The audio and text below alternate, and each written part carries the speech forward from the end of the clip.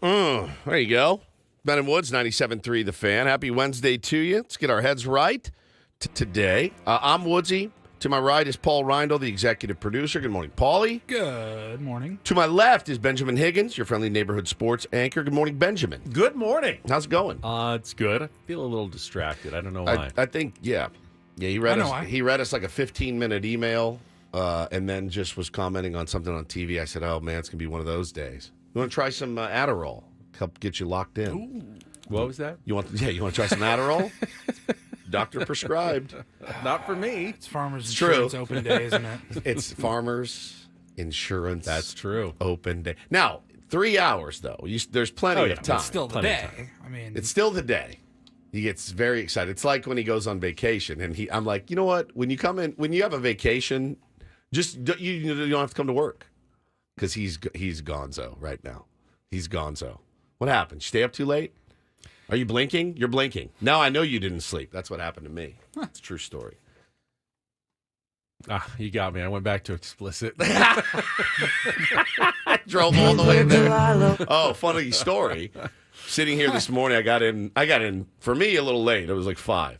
oh and my God. I'm doing some work and getting things ready, and I hear Woodsy, and I'm like, what? And I turn around, and it's Paulie in the little foyer right there, and he waves me out, and I'm like, what the hell? Get out here! I'm like, did you forget your card? But you couldn't have because you got through the first door. So I walk up, and he points at his ear like, listen, freaking, hey there, Delilah. On the speaker Like here. the internal speakers that go throughout the entire building. And I said, Paulie, The second I got off the elevator, I heard, "Hey there, Delilah." I'm like, I said, what is I happening? said, have you ever heard that in here? He goes, never Not once. once. Not one time. The And song's 20 years old. I said, that is the universe speaking to us. If you missed what we're talking about, we did take Ben to his first gentleman's establishment last week. Week ago today. Today. Yeah, changed his life forever. Changed his life forever. Met a nice young lady named Delilah, very sweet, and Hey there, Delilah. and that was that. That was that.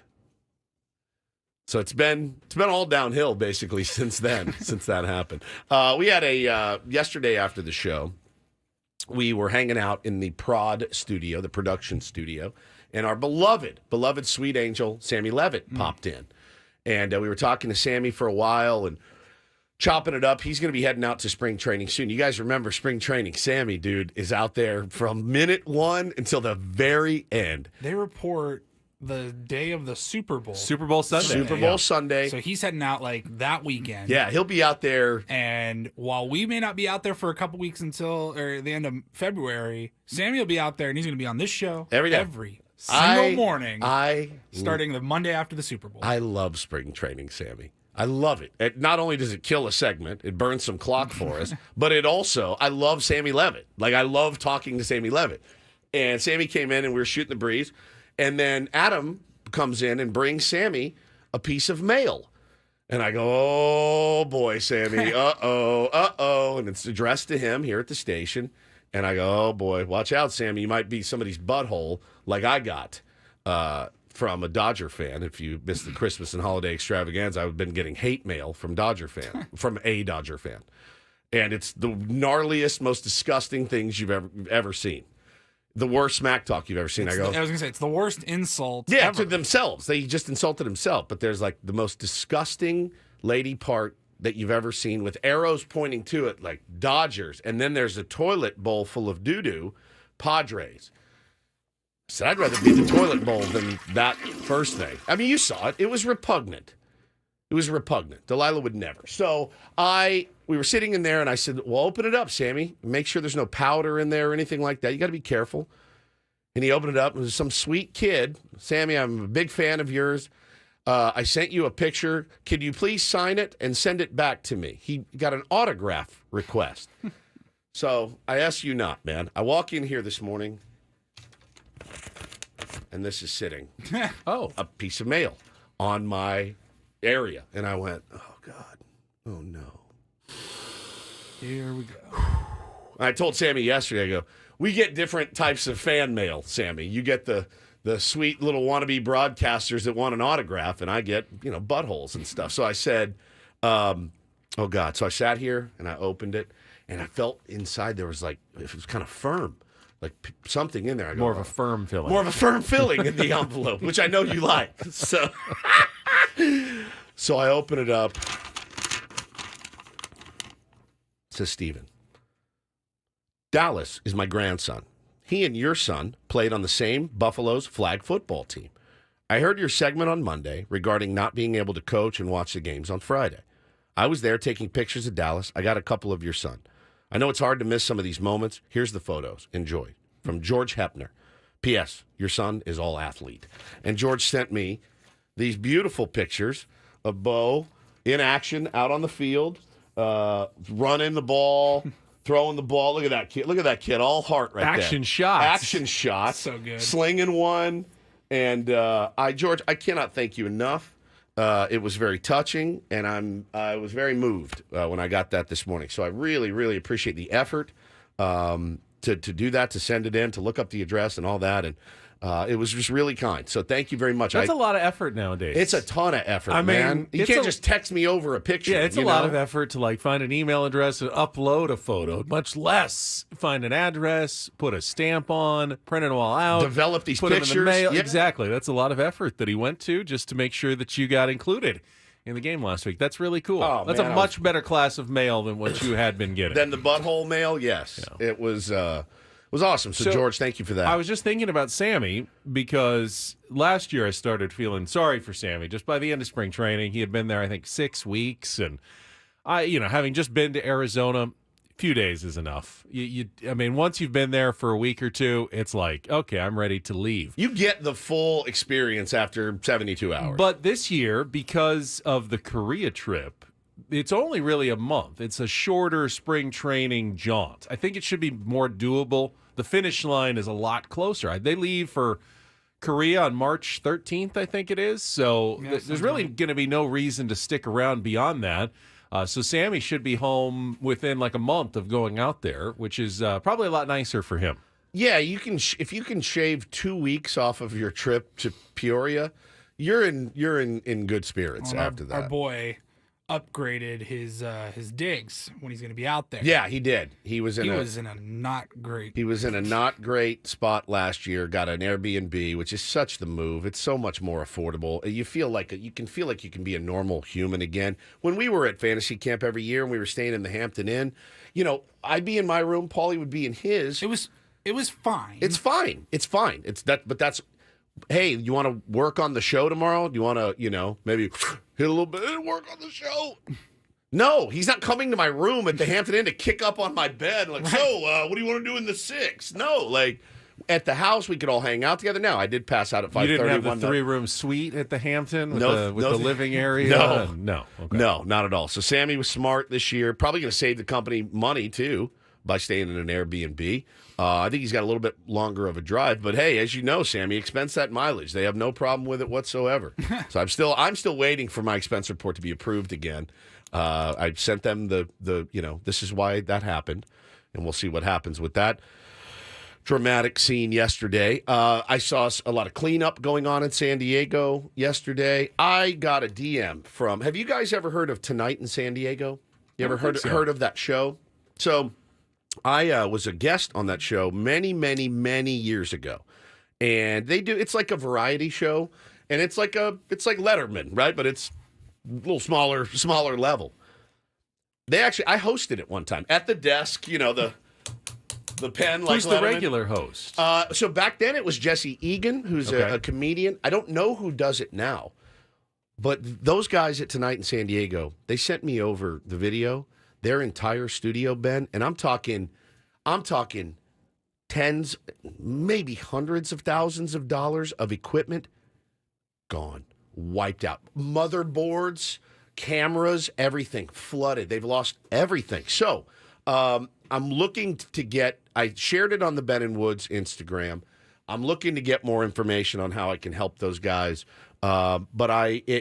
To know a lot of those guys that work over there, to know how much effort they put into it, it is devastating, just devastating. And I know, some people came through unscathed, but so many people did not and lost a lot of stuff. So we're going to continue to try to share things. And if you feel compelled to help and donate, if you have old gear, No, they were asking for like cords and microphones, maybe. How many of you out there, let's be honest, how many of you out there started a podcast and said, I'm not doing this anymore, and you got stuff to spare?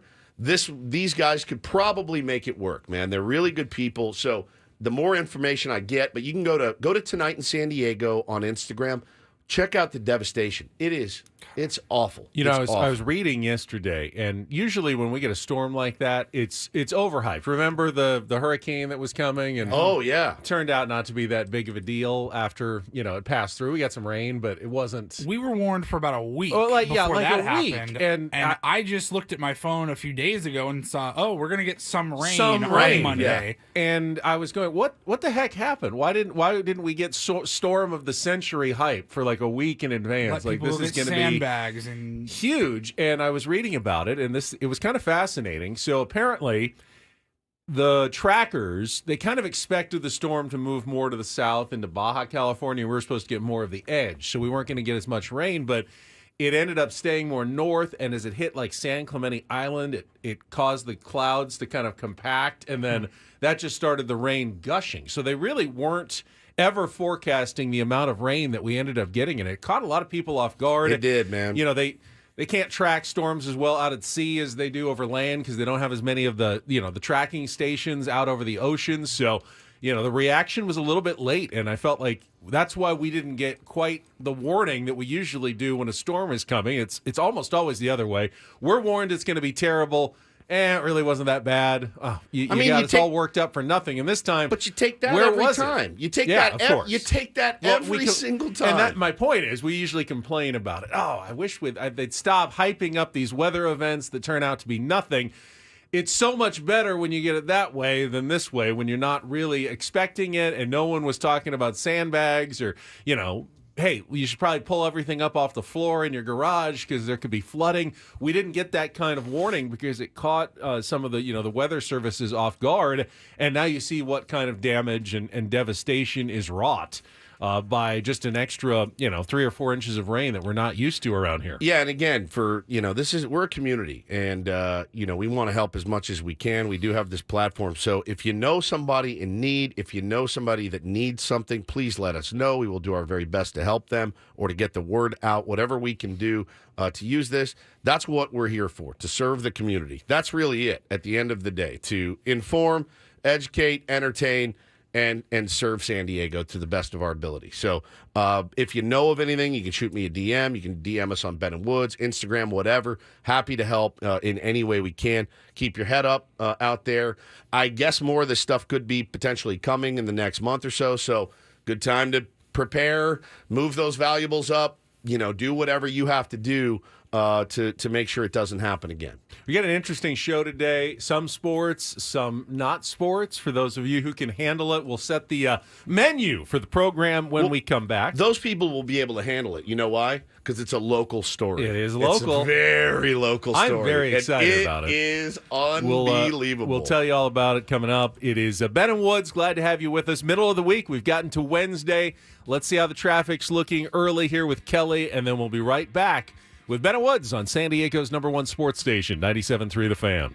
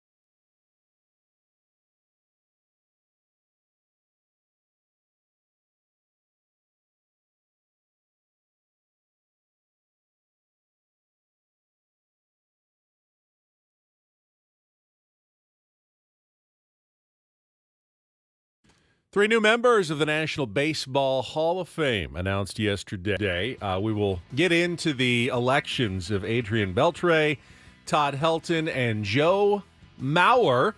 Talk about those guys that narrowly missed coming up here in our first hour or so of the program. Also, Aztecs last night at Viejas Arena had a kind of a dogfight on their hands against Wyoming, especially in the first half. They did pull away, ended up winning 81-65. Good to see Padres manager Mike Shildt making an appearance at Viejas Arena, sitting courtside for the game last night, making himself a presence in the community of San Diego, which is not required by any stretch of the imagination, Woods, to be an effective Major League Baseball manager.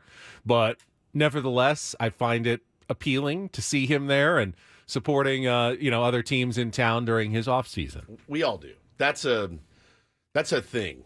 That's a thing it makes absolutely. It has zero importance, none whatsoever, to X's and O's, couldn't care less. W's and L's, the whole bit. But there's something in it when you look at it. It's like you get that first bite of birthday cake. You're like, it feels good. It tastes good. It melts in my mouth. That's what you feel when you see your skipper right there in his pink sweater, pink hoodie, and watching the game. You go, okay, now we're talking. Now people like to see it. It's a political move, and it's a brilliant one. It's funny. We've seen Joe Musgrove do the I Believe chant, and he's been in support of it, Aztecs games as well. And I liked that. But can you appreciate those things and not be mad at the guys who aren't here in the offseason, players, coaches? I don't think Bob Melvin ever went. Didn't have a problem with that at all. It's absolutely fine. I don't expect that out of any of them. When it's not the season, it's not their time. Maybe they're not into college basketball and they don't want to go to the game. It's perfectly fine if they're not there. Yet, I did appreciate seeing Mike Shildt at the game last night and just making himself a presence in the community of San Diego. It's good. I think it's a good thing for a manager. It's always a good thing. It's not going to have any bearing on the season. It's not going to have any bearing on, no one's going to go, well, I'm going to give him a pass. He did go to that Aztecs game and I did see him here. Like Austin Hedges came to a Seals game. Didn't make me like him anymore. Trust me. Here you go. Tim Hill. There was no single player more involved in the community. 100%. He was at every single event. I believe he lives here during the offseason. How'd that work out for him? And they showed him the door. Happened. It ultimately comes down to the field. What do you do when you're out there? But it was nice to see him. I will agree with you 100%. Got some interesting stories, and Don't Do This, Take on Woods, of course, coming up in our 7 o'clock hour. But I think we're all excited about 7:35 this morning. Actually, no, 8:35 this morning. Yep.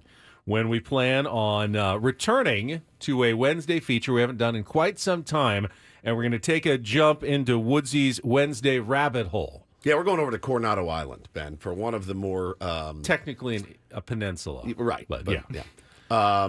We're going over to Coronado, and we're going to talk about something that happened many, many years ago. That is, I had never heard of this story, and that's the thing. So it was over the Christmas break. As I took a break from being berated on Twitter, I got down in a rabbit hole about this series of events that happened on Coronado in the late 60s and 70s, Ben. And I texted it to you guys. I said, Ben, have you ever heard of this? You go, no. I said, you've never heard of this? You said, I had no idea it existed. And it is one of the more riveting stories you will ever hear about our town. I mean, it is just bananas. What went down over there years ago. So very excited about that as well. I wonder, if my dad or our grandparents had heard about this story because they grew up, obviously, here in San Diego. Did it make big news at the time? It seems like it would have been national headlines. It made 60 Minutes, man. They did a whole feature on 60 Minutes. It's riveting stuff. And maybe some of our Tier 1s out there will be familiar with it. My guess is that most, though, if I wasn't, my guess is that most will not have heard this story. It's a good one. About what was going on in Coronado back in the 60s and 70s. And really throughout California, but the birthplace was in Coronado. Sleepy little surf town. Coronado back then. Home of Manny Machado. That's right. Don Orsillo now. Jake Cronenworth, I believe, lives on Coronado. Yeah, exactly.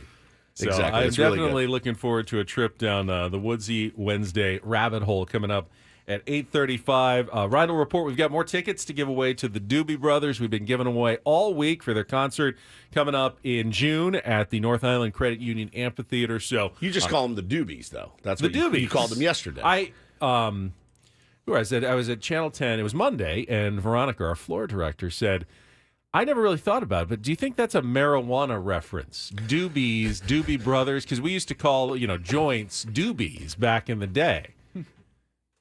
And I said, well, I mean, Rolling. none of them are named Doobie. It's not like the Right. Allman Brothers, Right. whose last name is Allman. Yeah, Greg or- Allman. Right. Right. None of them were named Jim Doobie. Doobies, Yeah. so it's probably a reference to something else. It's a reference to marijuana cigarettes. It's not man. even like Mike Duberfield, Right. and he goes by Doobie. Mike Duberfield. Hey, Doobie. Duberfield. Here comes Doobie. Oh, that's my buddy Doobie. He's coming out. Ben said yesterday, he goes, yeah, like, wasn't that really frowned upon back then? And I go, well, yeah, but they're a rock and roll band. That was like the whole point of being in a rock and roll, is to be edgy, Like, we're the Doobie Brothers. We love doobies.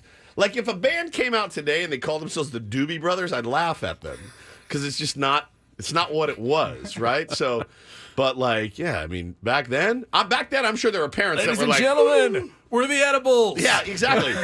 I think back then your mom walks in and what's this? Oh, it's the Doobie Brothers. She grabs it, she throws it out in the garbage immediately. I think if that happens, but I do. Yes. Who asked you that, Veronica? Yeah. I do think, Veronica, it is a marijuana reference. I'm almost certain that it is a marijuana reference. Probably some good music to listen to while enjoying. Yeah, exactly. Much A like doobie. Tim Flannery and Jake Peavy. Very good music to listen to while enjoying. Padres were connected, rumored to be connected to at least one pitching name. I don't know if it's one that's going to get anybody excited out there, but we can discuss that as well as we're searching for off-season Padres news another day without a big announcement of any sort from the San Diego Padres. So that's what's coming up on the menu today. When we come back, let's talk Hall of Fame. Had the induction votes revealed yesterday. 3 new Hall of Famers. Pretty solid, big class here for 2024. Yeah. Talking about Adrian Beltre, Todd Helton, and Joe Mauer, all headed to Cooperstown. That is coming up next. It's Ben and Woods. Don't go away. San Diego's #1 sports station, 97.3 The Fan.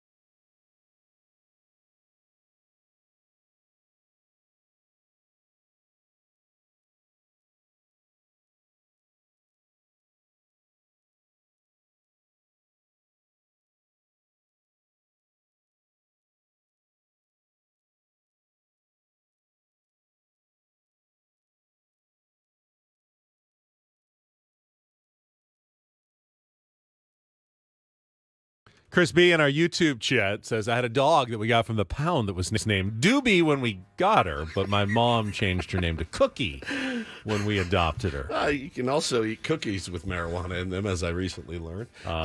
Woods' Wednesday rabbit hole also is going to involve a little bit of the Doobie as well, I believe. My favorite part of the story of Vanessa, what's her last name?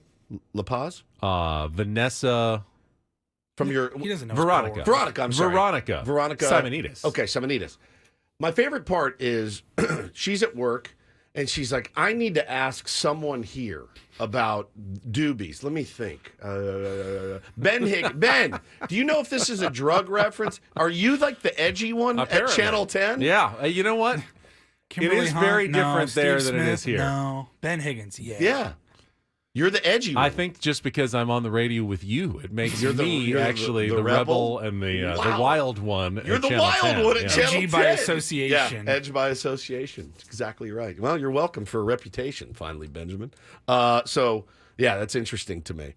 All right, let's check traffic. I want to talk about yesterday's Hall of Fame elections. I don't think there's going to be any outrage from this threesome this morning this threesome. There's always outrage. Oh, well, but none of it's A going to come from threesome you would be or fun. me or Paulie. Yeah. About any of the electees. I'm not too outraged at all. A little bit? No, Todd Helton, I'm not. just a tiny bit? No, Not really. I No. think Todd Helton was a guaranteed Hall of Famer. Well, yeah, you think he was guaranteed a Hall of Famer. That doesn't mean you think he's a Hall of Famer. I think he's a Hall of Famer. All right, we'll get to that after a check of traffic here on 97.3 The Fan. From the 97.3 The Fan Traffic Center, here's Kelly Danick. Traffic is sponsored by San Diego Imperial Valley high-intensity drug trafficking areas.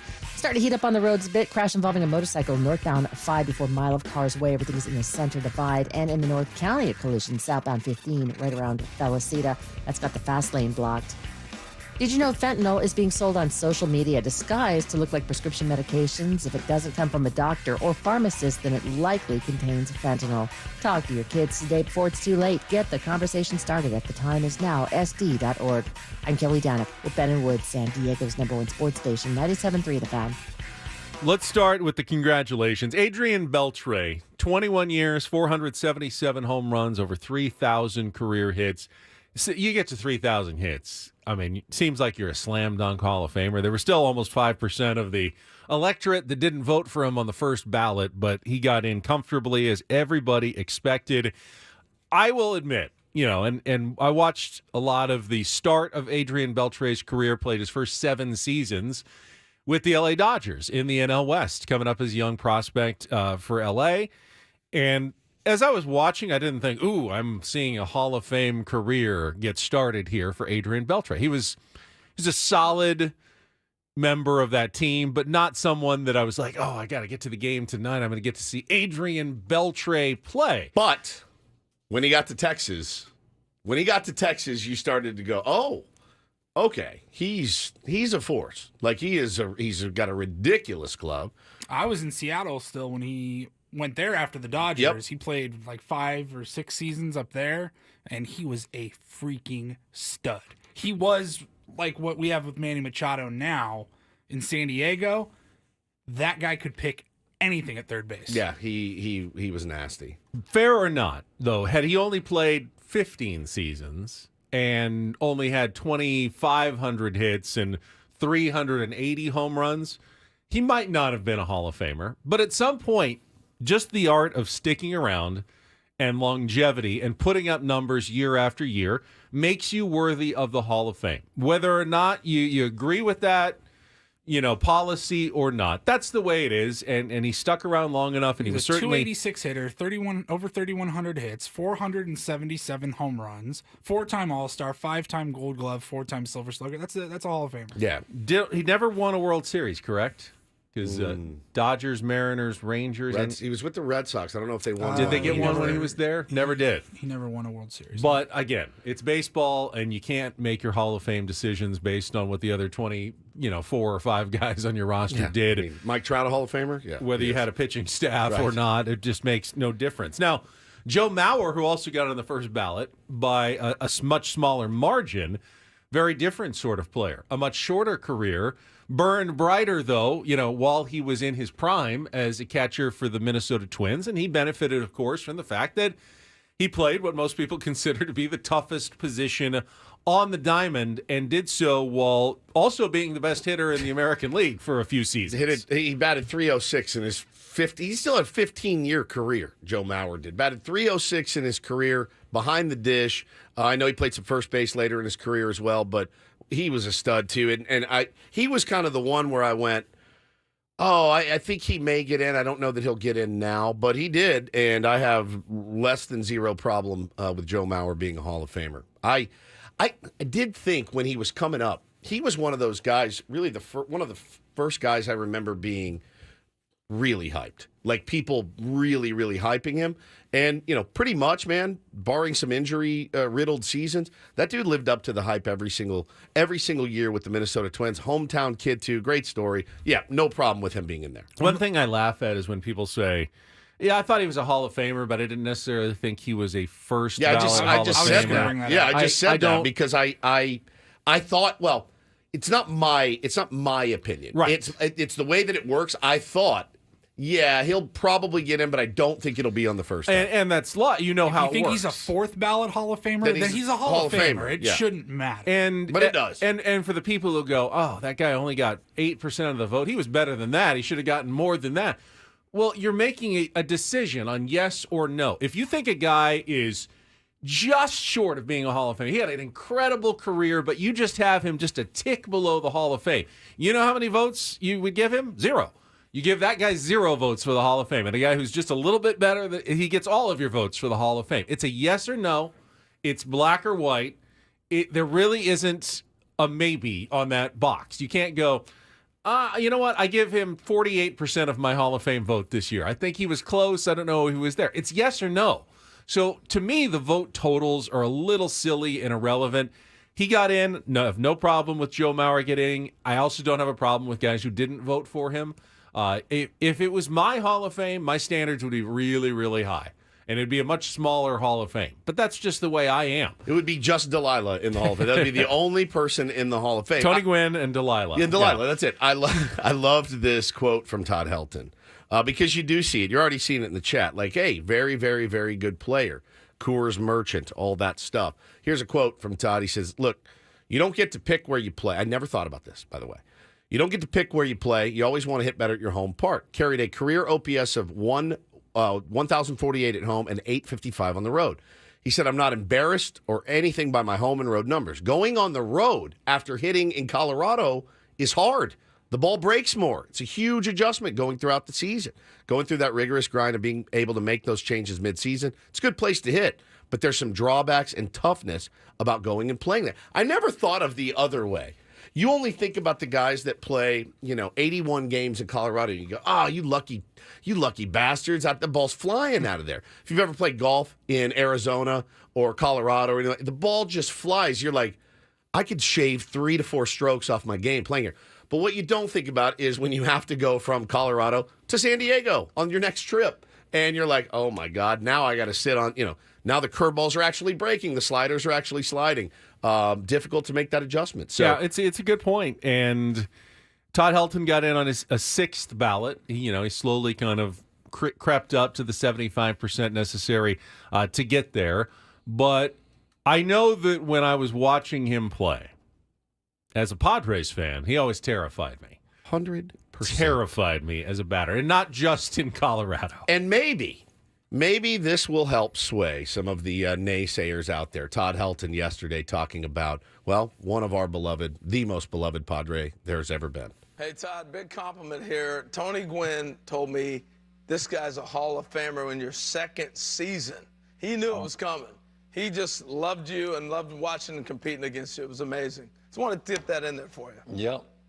I appreciate it. Tony gave me the best advice hitting that I ever had, and it was something that I used that game in every at bat the rest of my career. And so he didn't have to. He came over and sat me down and talked to me like Tony Gwynn does. And I was drafted by the Padres out of high school, so I was a Tony Gwynn fan. And what'd he tell you? Yeah, I tell you what he told me. He said, Todd, where do you look at when you're looking at the pitcher to see the ball? And I gave the stock answer. I picture a place right up where the ball's going to come out. He's like, Todd, you can't do that. He's like, your eyes wander too much if you're doing that. He said, you got to pick a specific spot on the pitcher, and then when he's about to release the ball, you just move your eyes over just a hair, and it works. And now you're a Hall of Famer. Really good.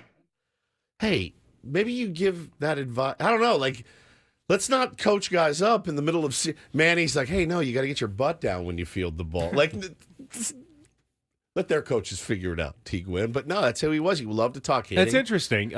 And I've heard Tony Gwynn interviewed so many times in his career. I don't know if I ever heard that specific piece of hitting advice from Tony. Be trying it this weekend, who was to be honest with you. known for his incredible ability to see the ball. See the seams, the spin, everything out of a pitcher's hand, unlike almost anybody else. And he said, no, you've got to pick a specific spot on the pitcher, and then at the last second when he Shift your releases, eyes. then you shift your eye, because if you're kind of focusing on a nebulous area, your eyes will never get locked in. So he kept his eyes locked in the entire time on one specific spot, and then it went to the baseball right as the pitcher was releasing. Certainly worked for Tony Gwynn, and apparently it worked well for Todd Helton. He tried it that night. He's just like, all right, I'll give it a whirl.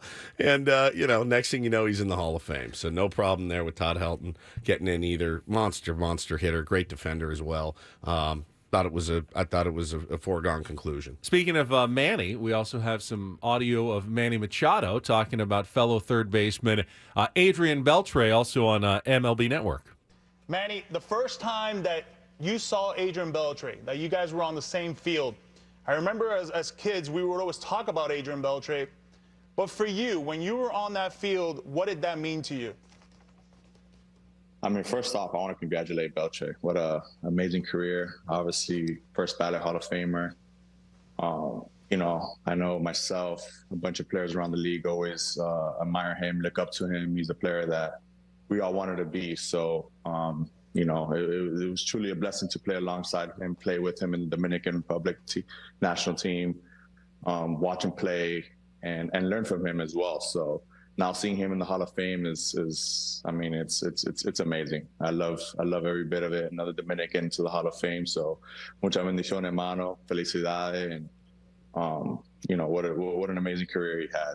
But yeah, I mean, he's like I just said, I mean, he's an unbelievable player. He's a talent.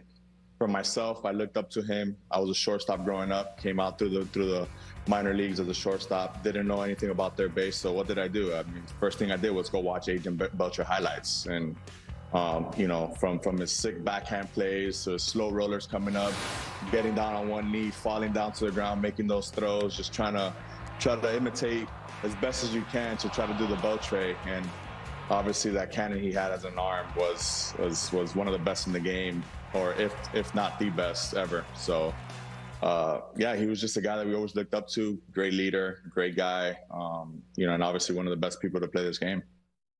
Manny Machado on new Hall of Famer Adrian Beltre.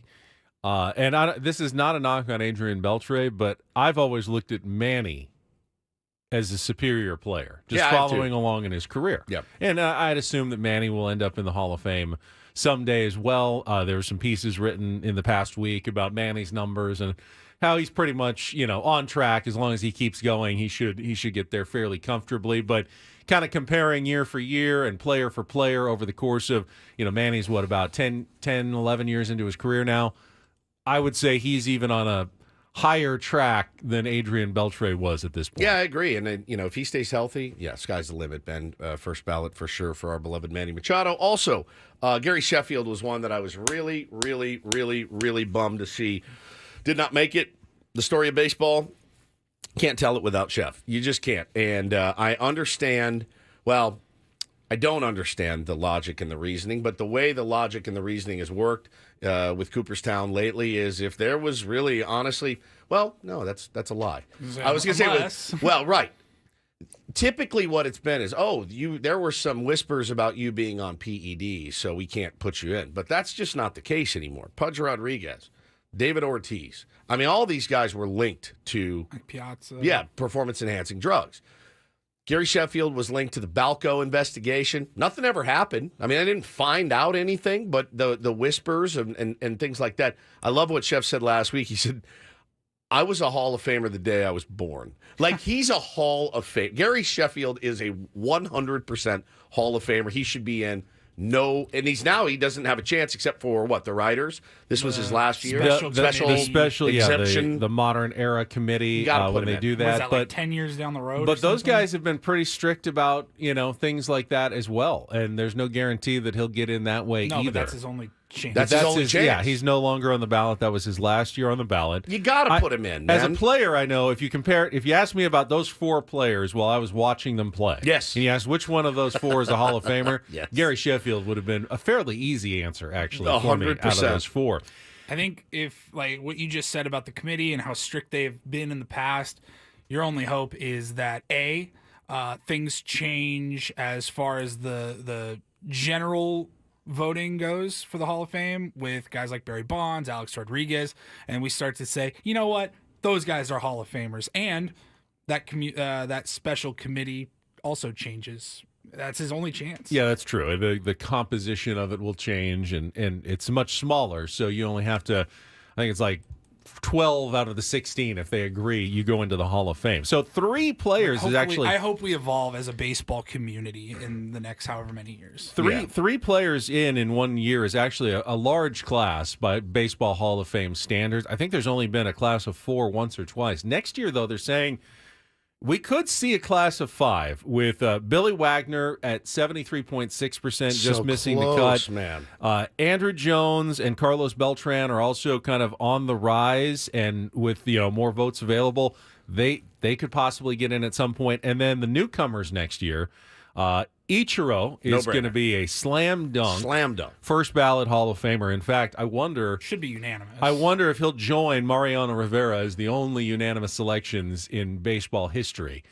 Because I can't see anyone not voting for Ichiro. Some edgelord will not. Some edgelord voted for Brandon Phillips. Yeah, but Ichiro kind of satisfies the most hardcore baseball guys. You'd think so. I mean, Derek Jeter wasn't unanimous. Yeah. Ken Griffey Jr. was like 99.3. Now that the seal's been broken with Mariano. Mariano, though, maybe it allows other guys. I just didn't want him to be the first to get every single vote. Someone's already gotten it. Now you can... Stupidest thing. CC Sabathia should be a Hall of Famer. I think so, well. too, man. He could get in on the first ballot as well. I think so, too. I did see, though, for the first time in a while, no one sent in a blank ballot. So maybe we are on the road to not being clowns anymore and voting the guys in that deserve to be in. Jim Leland also going in this year, Ben, along with Beltray Helton and Joe Mauer. Obviously, well-deserved. Anybody that rips that many heaters should be in the Hall of Fame and is still kicking. So Uncle Chen, the marathon runner, should also be in the Hall of Fame. 100%. Well, the running Hall of Fame, yeah, first ballot. But I look forward to, this is the part of the process I don't really look forward to. I love the speeches, man. Every year I'm just posted up looking at the speeches, watching these grown men weep, sitting amongst all the other legends up there. It's so cool. So I told you yesterday, as we previewed the Aztecs game, Wyoming will have some sort of trick up their sleeve. You were right. To try to take on the Aztecs. And for one half, they had fans of Viejas Arena worried. Get into that and play a little Take on Woods coming up. Hour number 2 of Ben and Woods next here on 97.3 The Fan.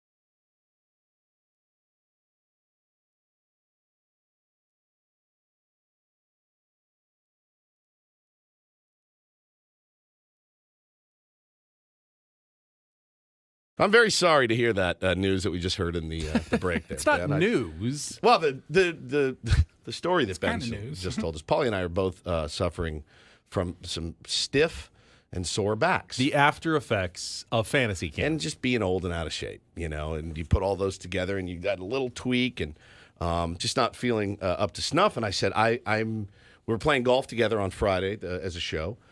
And I said, Paulie, you're going to have to smear Ben Gay on my back. And Ben said, oh, this is one of my nicknames from elementary school. And I said, excuse me?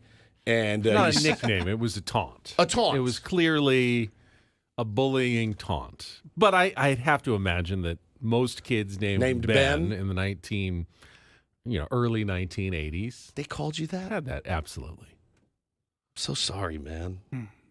Nowadays, there'd probably be an inquisition at the school. Oh, you'd be and done for. parents would be called in. Which is absolutely meetings right. with counselors and what have you. But back then, it was just, you had to accept it. That just about everyone had some sort of homophobic humiliating name. Nickname. Ben goes, that's why I was an icy hot guy. Nice. And so Paulie goes, when you see it now, are you triggered? And what did you say? I'm not really a liniment guy myself. I don't like liniment. Like if you were 12 years old and you were in pain and the school nurse said, here, take some of this. Absolutely this will not. help. You're like, I can't. Absolutely not. Kind of burns. It burns like not crazy. Really a big fan of that feeling. Liniment. Liniments and things. Never. Because you have the icy hots of the world, yeah. You never done icy hot No. either? Never. Oh, God, it's This good. dude is afraid to put anything I am. in his body and on his body. My body is obviously a temple. Your body is literally the only temple I know. This man gets messed up off Advil. Ugh, I feel those Advil kicking in. If I smeared Ben Gay on your back, I don't think you'd make it. Exactly. It does. It burns. Well, I'm sorry about that. I think we got to do the icy hot show now. The icy hot show. Yes. Well, after Jake Peavy's legendary story of the nuclear version of that, I Just put it on your arm. don't want to. But I want to. Sorry they called you that, Ben. Thank you. I appreciate that. It makes me sad. You know what? I bet some of those kids are out there listening today. They probably are. You heathens, dude. It's fine. You know what? And it didn't scar me for life. Chris said, another layer to the Ben Onion. I said, you are right, man. You are right again. So what did we say yesterday about the Aztecs? Wyoming, their coach Jeff Linder always going to have some sort of trick up their sleeve to try to, level the playing field against a team that is clearly a superior in the Mountain West. Correct. The Aztecs just have more talent. They're deeper. They've got better players, and they should win most of these games. But Wyoming will do, kind of crazy things to see if they can upset the apple cart. And yesterday's strategy, especially in the first half, was we are going to pack it in and double Jaden Ledee and guard everything in the paint. And basically, we're going to let the Aztecs shoot open three-pointers. Yeah. At least, 3 or 4 of the guys. Maybe not Waters, but we'll let the other guys who are so-so three-point shooters take their chances. And if they hit their shots, we're dead. Yes. But if they miss them, we're in it. We're in this game. And after a hot start. Well, I mean, you got to think, if you're an opposing coach, what works in your favor most likely? Letting a team just go off from three-point range, or give Jaden Ledee open high percentage looks. shots. You don't want to do that in the paint, so that's absolutely the right call. The book is out on It how to worked. at least run with the Aztecs. It worked. And if the Aztecs had been shooting, lights out last night, they would have won by 40. But instead, I think they missed 10 in a row, 14 of 15 in the first half at one point on mostly wide open three-pointers. And Wyoming's a good shooting team. So they took advantage. They had a 5-point lead both in the first half and the second half. A game that you thought the Aztecs were going to cruise turned out to be one that was very stressful for the fans last night at Viejas Arena. Ultimately, though, the Aztecs are just so much better defensively. They won the turnover battle 15-2. Bro, at one point I texted you, and because it was 6 o'clock, right around bedtime, so I've got the game on, and I'm putting the kids down, and they're coming back in, and I'm watching the game, Benny, and I looked at the graphic on the screen, and it was Wyoming 10 turnovers, San Diego State 0. Wyoming leading by 1. And I text you, I go, what the hell just happened? They're playing, clean basketball. And you said, yeah, they're just letting the Aztecs fire up threes, and they're not making them. And Ledee, while he ended up with 17 points in the end, wasn't his best game of the season. It was, though, Lamont Butler had a terrific game, Monster tied game. a career high with 23 points. And I thought Darion Trammell was huge. He had another big basket right at the first half buzzer to give the Aztecs a 2-point lead, and then he was kind of that second half shooting spark, made a 3, had a great drive, basket and 1 that extended the lead to double digits, and eventually the Aztecs were able to pull away for an 81-65 win. Concerns, they were out-rebounded 39-29. It kind of comes and goes. Sometimes the Aztecs look like a pretty good rebounding team, and other days they just get their hats handed to them on the boards. That happens against an NCAA tournament team. In March, you're going to have a short stay in the tournament. So that's something that you've got to be concerned about if you're an Aztecs fan, if you're Brian Dutcher. The good news now is Aztecs get a week off. They don't play until next Tuesday. Big game at number 24, Colorado State. Right now, the Aztecs, I think, are a half game out of first place in the Mountain West, and they need to come up with a road win. So they've got an entire week to get healthy, to get rested, to get a game plan in, and go in and steal one of these games. And it's always tough, especially at altitude. But this one, to me, is one you get circled on the calendar. It's the start of a stretch. We talked about it yesterday. 5 ranked opponents in their next 7 games. You want to start that with a win so you're kind of on a good footing going into the tough part of their season. So I've got this game circled on the calendar as a key one for the Aztecs. If they want to get to the top of the conference, maybe a 1 seed in the Mountain West tournament, and increase their bracketology line in March, this would be a quad 1 win on the road against a ranked team that's in the top, I think, 30, 35 of the net rankings. Big one next Tuesday, and some time to get ready for it. So, it was. I would classify that as a fairly bad beat last night. They had gambling wise. Yeah, gambling wise, it was fairly bad. I had it at 17. I stayed away. I know, from smart Yeah, move. the spread, I think, started at 15.5 and Yeah. eventually went all the way up to 17.5 some places. Yeah, and they had a. I want to say they were up 18. There was a foul. They got up to 18 at Yeah. one point. That was the biggest lead they were able to get to. 4 or 5 minutes remaining. When he got that board with about 27 seconds left, I'm like, just take it down and shoot it. Just take it down and shoot it. Why not? Why not get one more shot in? And, if they hadn't dribbled out the clock, if they had gone and just had a garbage time basket, I'm in the money. You would have won. Oh well. But I got to stay away from games with that big of a point spread because it can be chaos at but the end. I was watching at the beginning, and I go, that's gone. That money's gone. Like, but listen, San Diego State's not winning by 35. Right. And 16.5, you're like, dude, all it takes is somebody on either team. Let's say San Diego State chucking is one up, man. 18 and, whatever. Somebody comes in, doesn't get a lot of minutes on the season. It's a blowout. He's this gonna kid's get like, oh, well, it's my time to shine. Here's and my he's just moment. gonna, let it rain. Yeah. And if one of those falls through, you can be completely screwed. Need a contestant here for Take on Woods. In fact, call right now because we're going to play in like a minute. 833-288-0973. Musical trivia. Try to qualify for a getaway to Las Vegas and concert tickets, but you got to call now. 833-288-0973. I mentioned yesterday that any spread around 17, 18 in college basketball, it's so tough because even if you're covering, you may put in the walk-ons at the end of the game, and the other team may go on a run. Or if you're betting the other way, and you've got a team that you're betting to stay within 17, and they're within 10 like the whole game, and then all of a sudden you get fouls at the end of the game and some garbage time, and a walk-on comes on and hits a 3 because he doesn't get to shoot it all,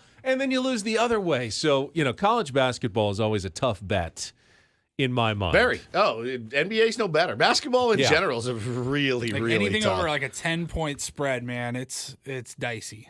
The NFL playoffs and Super Bowl are available free from Westwood One and live here on 97.3 The Fan and on the Odyssey app. This Sunday at noon, it's the AFC Championship game with the Ravens hosting the Chiefs, followed at 3:30 by the 49ers hosting the Lions in the NFC Championship, all right here on 97.3 The Fan, or simply download the Odyssey app and search for 97.3 The Fan at kickoff. Both games Sunday, right? Both games Sunday. Okay. Yeah, doubleheader starting at noon here on 97.3 The Fan. All right, we got a contestant on the line. It is time for the Wednesday edition of Take on Woods.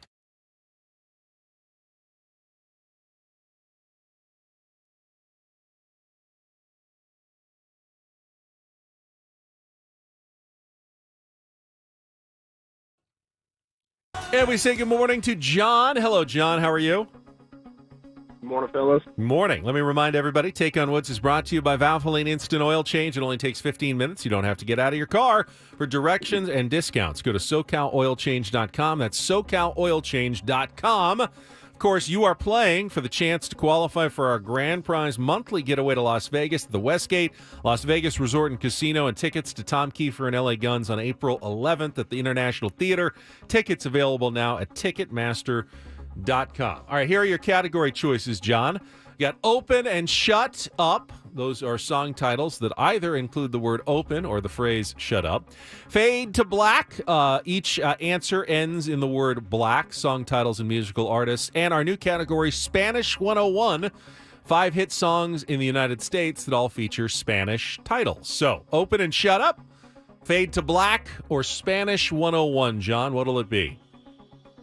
Fade to Black. Fade to Black. All right, today we are looking for 5 song titles or musical artists / bands with names that end in the word black.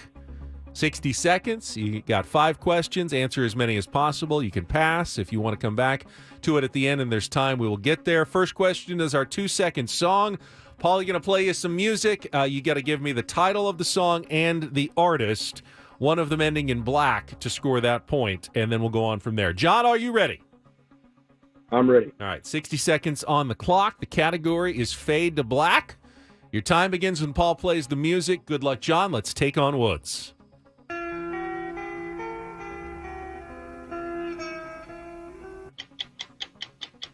Oh my God, I can't think of this right now. Pass. AC/DC wrote which hit single in 1980 title track is a tribute to the band's late singer, Bon Scott? Yeah. Oh my God. Pass. Which country music star produced 4 straight Billboard #1 singles from his 1989 debut album, Killin' Time? Black. Pass. Will Smith's debut solo single was also the title track to which movie he starred in with Tommy Lee Jones? Men in Black. Correct. Which rapper with a photographic name recorded hits including No Flockin' and Tunnel Vision, but also has faced a series of legal problems over the past decade? Kodak Black. Correct. Go back to our 2-second song. Rolling Stones, Paint It Black. Correct. AC/DC wrote which hit single in 1980 title track is a tribute to the band's late singer, Bon Scott?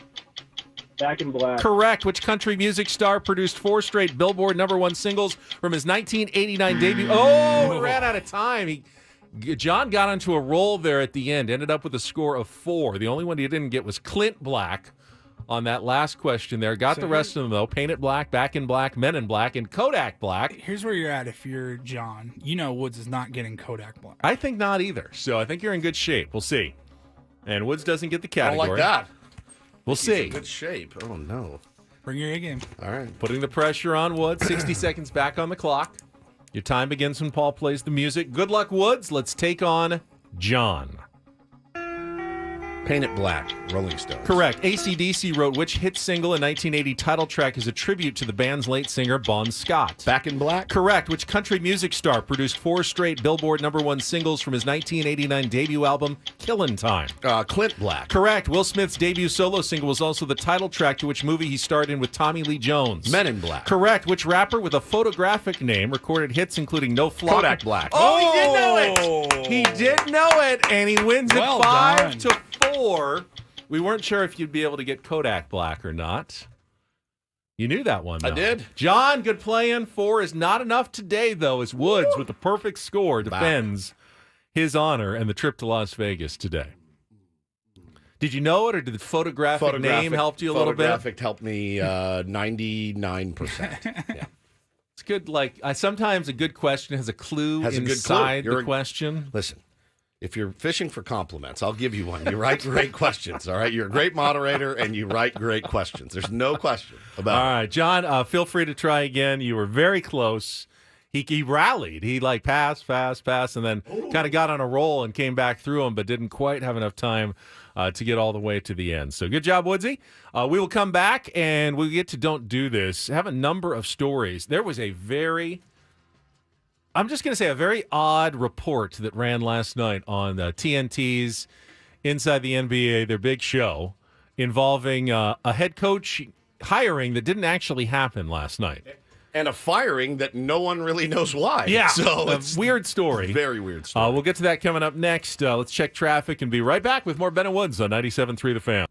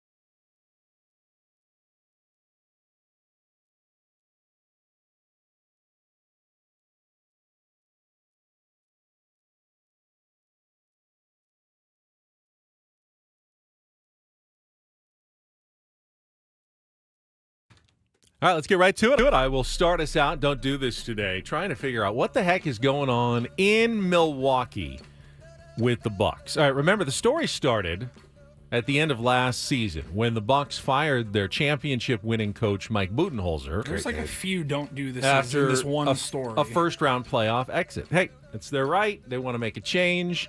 Yeah, he just won a title a couple years ago, but I guess they didn't like the direction of the organization. So they were really excited when they hired Adrian Griffin as their new coach this season. Replaced Budenholzer. They acquired Dame Lillard to go with Giannis. They got this super team. And they're playing really well. 30-13, near the top of the league. Yeah, there's some defensive questions, but no reason to panic. They're in a great position to do everything they want to do and bring home another championship to Milwaukee, which led to a lot of stunned NBA fans yesterday when the Bucks fired coach Adrian Griffin with that 30-13 record. But our Don't Do This story is only just beginning. Speculation immediately centered around who is going to take over permanently for Griffin. Joe Prunty is the assistant who's going to be the interim head coach until they name a new head coach. And rumors started circulating quickly out of ESPN that their new NBA analyst, Doc Rivers, who is doing TV for their top games on ESPN and ABC, is a leading candidate and in discussions. And you're not surprised that ESPN would have that report. He works there. He works there, yeah. You're probably going to hear some whispers in the building if you're Woj or Woj or some of the other top insiders for NBA. But then all of a sudden, later in the evening, you're watching the NBA on TNT, Ernie and Shaq and Charles and Kenny, the whole crew, and they run with a report from CNN Sports that it's done deal. The Milwaukee Bucks are hiring Doc Rivers as their new head coach. Here's the problem. CNN Sports hasn't actually reported anything on the air or put out a tweet or a story. Now, Who even is with CNN Sports? As it turns out, so here I was watching a thread from a guy from the New York Times named Sopan Deb. He's a big NBA fan. And he kind of broke it down really well. He said, what TNT is asking the public to believe. CNN breaks a big sports story but doesn't write anything on it because of what? The New Hampshire primary and not even a single tweet from any CNN social media account. They're so busy covering the votes in New Hampshire that not one person can even send out a tweet with this major news that they're breaking. A scoop so good and exclusive that their own top insider, Chris Hayes, who's been reporting on this all day, has not been able to confirm it himself. So their top NBA guy doesn't know that it's true, but some unnamed person at CNN Sports has this and has given it to TNT. So they actually did publish a story about 1 a.m., reporting without a byline, without a reporter attributed to it, quoting one anonymous source saying, yes, Doc Rivers is going to be the new coach of the Milwaukee Bucks, but no one really knows it. Shams hasn't reported it. Woj hasn't reported it. None of the traditional insiders have this news. So no one's really treating it as a done deal, yet it was kind of circulating. It was on TNT yesterday, and now there's just a lot of confusion. Is he going to be the coach? Is he not going to be the coach? What is going on in Milwaukee? Why was the guy fired? That's what I want to know. At 31, 30, and 13? It doesn't make any sense. Does anybody know? Was there any statement from the Bucks at all? No. I didn't see anything. I didn't see anything. It's nuts. It's a crazy story. This was pretty crazy, too, staying in the NBA. Yesterday, I think it happened toward the end of our show. Tristan Thompson has been suspended 25 games for violating the NBA anti-drug program. And I went, oh, man, what was he on? Well, it was performance enhancing of that variety, Ben. Ibutamoren and SARM LGD 4033. Yeah. SARM LGD 40733. It works by stimulating the pituitary gland, telling it to increase the production of natural growth hormone within the body. With more growth hormone, it helps with muscle mass and improved exercise capacity and, of course, recovery. Now, he's 33 years old. Body's breaking down a little bit, decided to grab a little shortcut if he could, and got popped for it, Ben. So he's going to be suspended 25 games without pay for violating that anti-drug program. Now, Twitter is just unforgiving. and as it always is. But I saw this tweet: Tristan Thompson taking steroids for a 3.31 stat line is insane.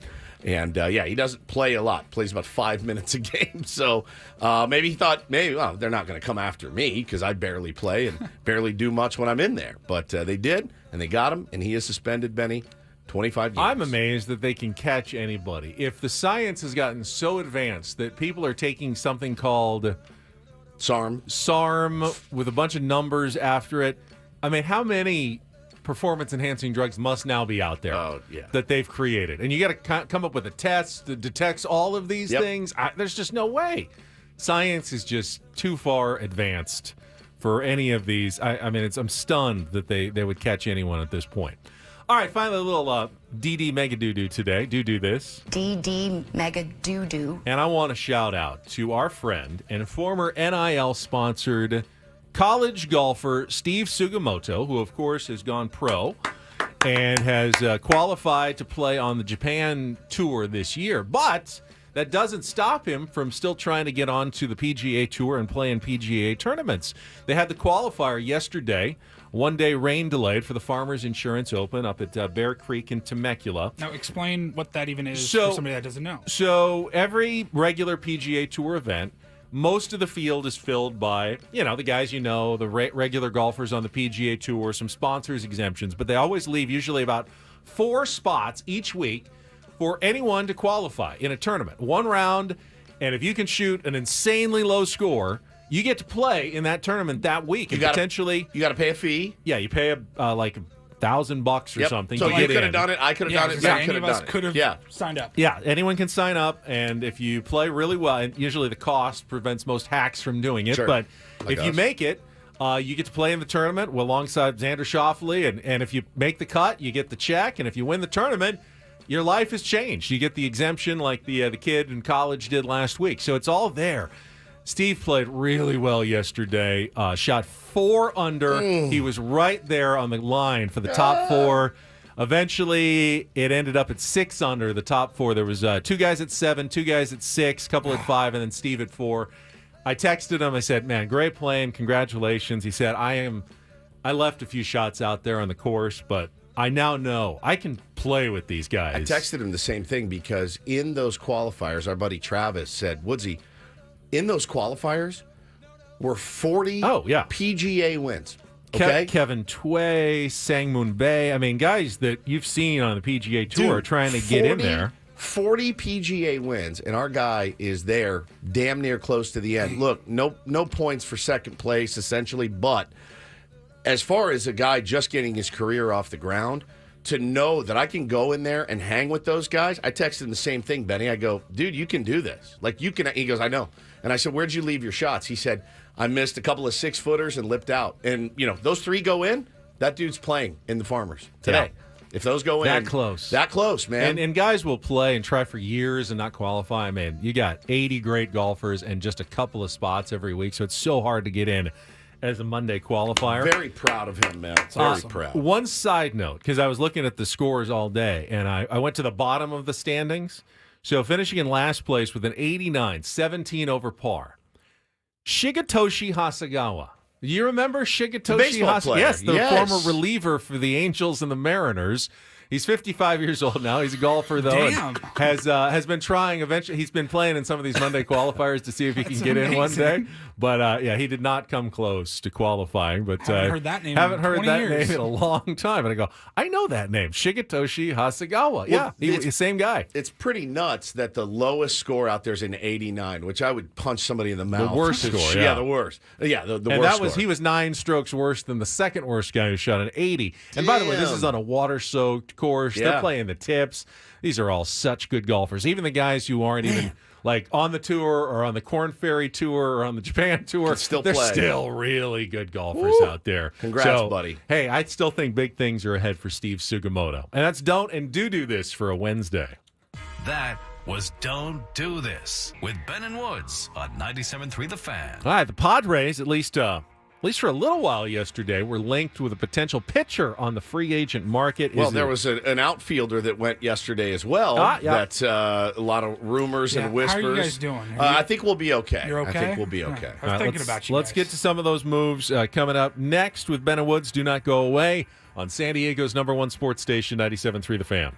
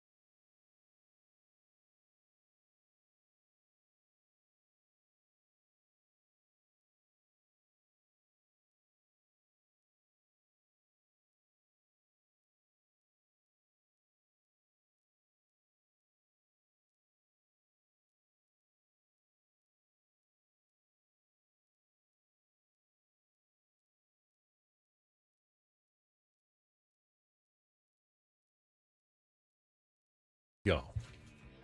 There was a report yesterday. Ginger guard? Isn't that what they call him? Nickname? Oh, do they? Yeah. He's not a ginger though. Isn't that the nickname that he went with? Yeah. I thought it was. I thought he was Thor. I thought he was Thor. I've heard both. You have? Have you? I have. Yeah. Did I make that up? I've never heard. I think he doesn't like it. I But- can see that. Do yeah. they usually call blonde? Like I don't call Bo, who's got long blonde hair, Ginger Bo, because he's got long blonde hair. Oh no. Well, maybe was it someone else who was ginger guard then? It was the. Mushrooms? It's Dustin May, maybe. Was he? Oh, because he was teammates with him. That's why they called him that. all right. Now that makes sense. All right. Too much Advil for our guy. Apparently. over here. They rubbed icy hot. So who? It was Robert Murray had that report. The Padres were linked with Noah Syndergaard, and then it got rewritten, and they took him weren't in out there? of the report. It was like Pirates and Padres interested in Syndergaard, and then later on it was like Pirates interested in Syndergaard. These reports of teams that are interested. I'll tell you. The report was that Noah Syndergaard threw for like 15, 16 teams here in Southern California. I'll tell you, nowhere in the world is more furious. They actually talked about it on MLB Network the other day. The Boston Red Sox and their new GM, Craig Breslow, who has essentially said, yes, we were in on him. Yes, we were in on him. We have shown strong interest. Somebody had at Fenway, Ben, they did a meme of a fake banner hanging over the Green Monster that said, we remain very interested in. I mean, they're just getting killed because they haven't really done much either. But a couple of moves at least yesterday to talk about. Baseball picking up just a hair. I think it was Tom on Twitter made the great point. If the Dodgers couldn't get much out of him, and they're a team that tends to get a lot out of their pitchers, that's not a good sign for Noah Syndergaard. And last season he went 2-6 with a 6.50 ERA. I get the Padres are shopping for discounts and bargains and innings eaters. But yeah, I don't know, man. That's the type of pitcher I would expect them to be in on, like buy low. Hope that they can, find that old flame again. Do you look at what Ben just said? Do you look at what happened with the Dodgers and go, well, if they're not doing it, we're not going to be able to do it? I mean, Ruben Niebla is a magician of sorts. Absolutely. I think you look at that. We look at that with the Rays, too. A lot of times it's just money. Yeah. But they're one of the smartest organizations in baseball. And if they're giving up on a player, you got to at least question it. Why they're doing it. And again, I know that the Dodgers certainly had better people to replace them. The Padres could really, really use an arm. I could talk myself into anything, certainly. There's no bad one-year deals, guys, okay? So if it's a one-year deal for $4 million... $5 million bucks. I mean, okay. And if it doesn't work, it doesn't work. I don't know. Even if it's a one-year deal for $4 million, it feels like you're just flushing $4 million. It bucks definitely down the does. toilet for the most part. It could. Yeah, you're not wrong. But you need bodies. You need arms, man. At this point, We've said it every year. This team needs pitching. You need to fill that arm barn with plenty of with guys down there and depth and all that. Now, I just don't know what he's got left in the tank. Even in 2022, when we were feeling pretty good about the starting pitching staff, 1 through 5, even 1 through 6 and 7, it wasn't enough. Wasn't enough. And by the way, I mean, since we started doing the show together, it's no secret that A.J. Preller has lusted after Noah Syndergaard. I mean, he was rumored in trades 6 years ago. Yeah, so not the first time we've heard this. Yeah, so the other one that went yesterday was Joey Gallo. Was another name that we constantly hear. Let's talk about the signings from yesterday as well, and whether we feel bad that the Padres didn't get on either of the guys who signed yesterday. We'll do that after a check of traffic here on 97.3 The Fan. From the 97.3 The Fan Traffic Center, here's Kelly Danick. Traffic is sponsored by San Diego Imperial Valley high-intensity drug trafficking areas. Got a handful of problems this time around, guys. One is a stalled vehicle on the coastline southbound 5 past Manchester. It's in the center divide. Also a stall on the transition ramp westbound 78 at the northbound 5.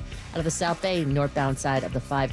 Just past E Street, a collision over to the right shoulder and an accident in the second lane from the left northbound 805 right before H Street.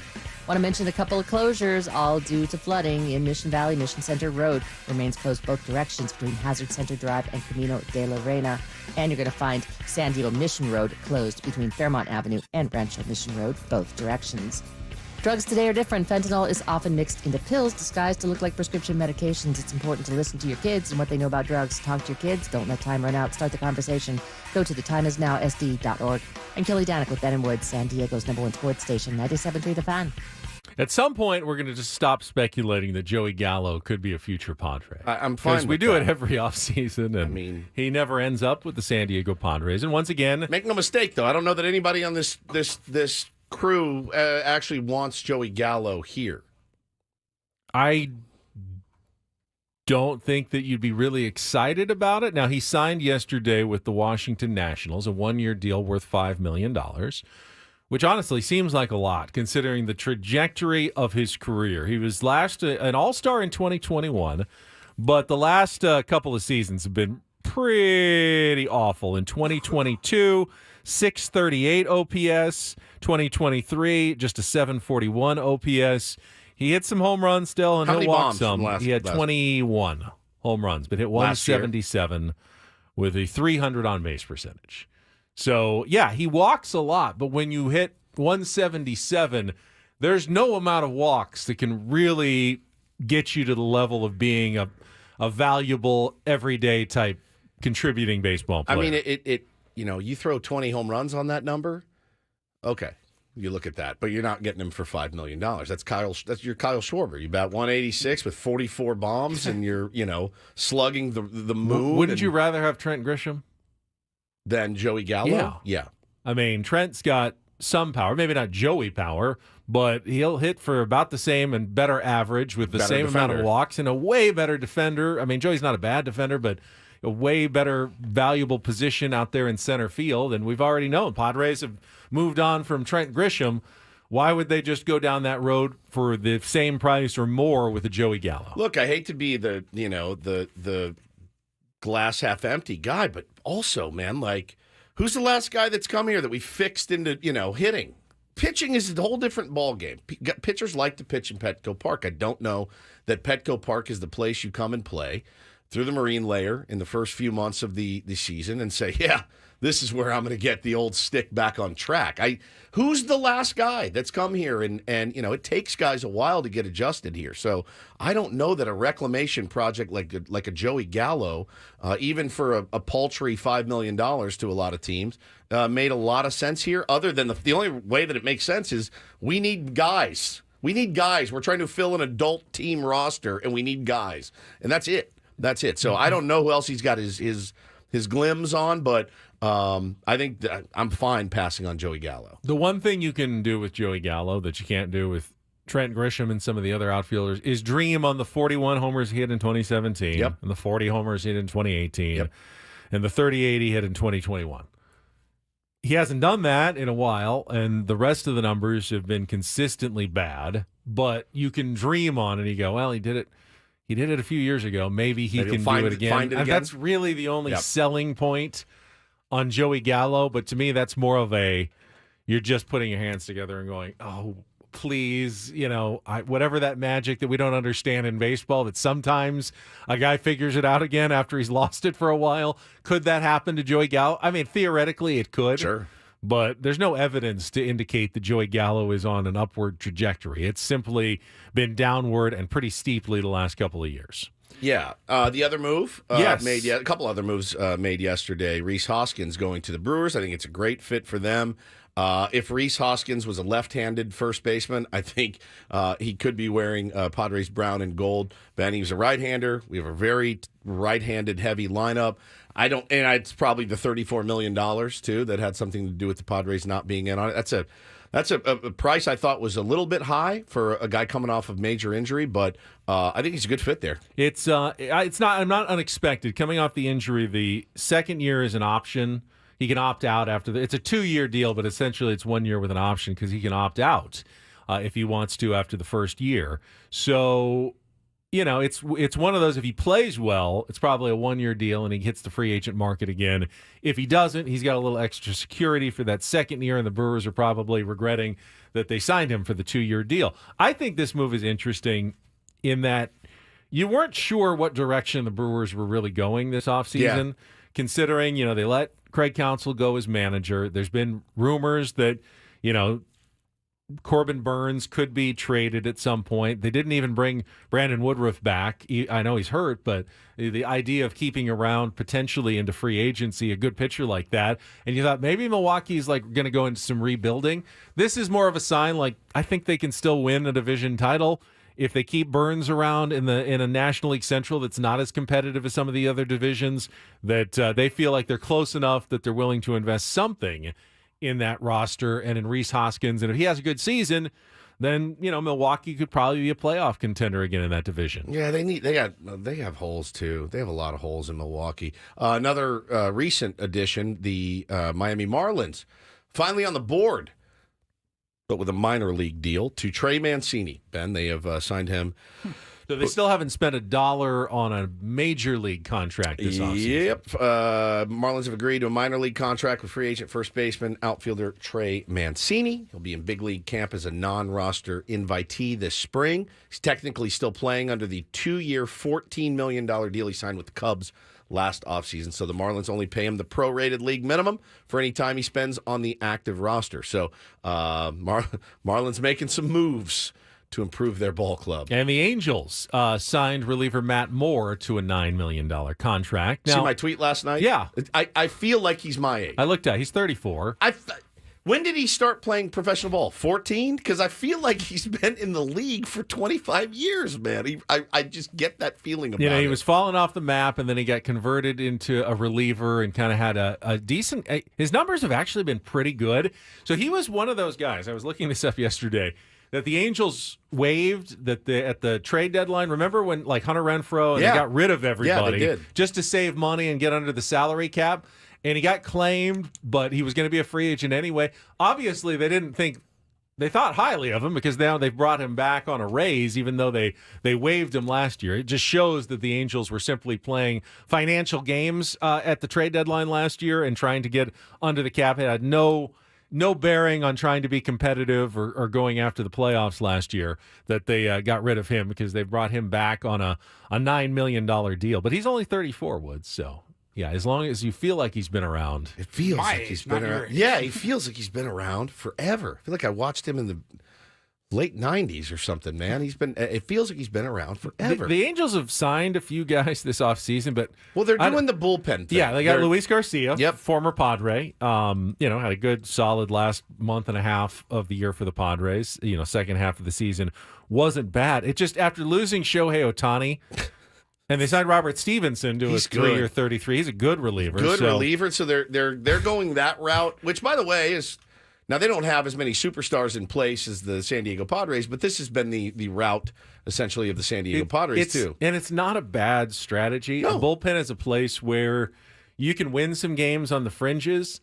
It's just really hard to sell. Yeah, we lost Ohtani, but we bulked up our bullpen this offseason. We got Matt Moore. What are you complaining about? It's not something you can put on posters or send to season ticket members to get them excited about the year. Think about this, though.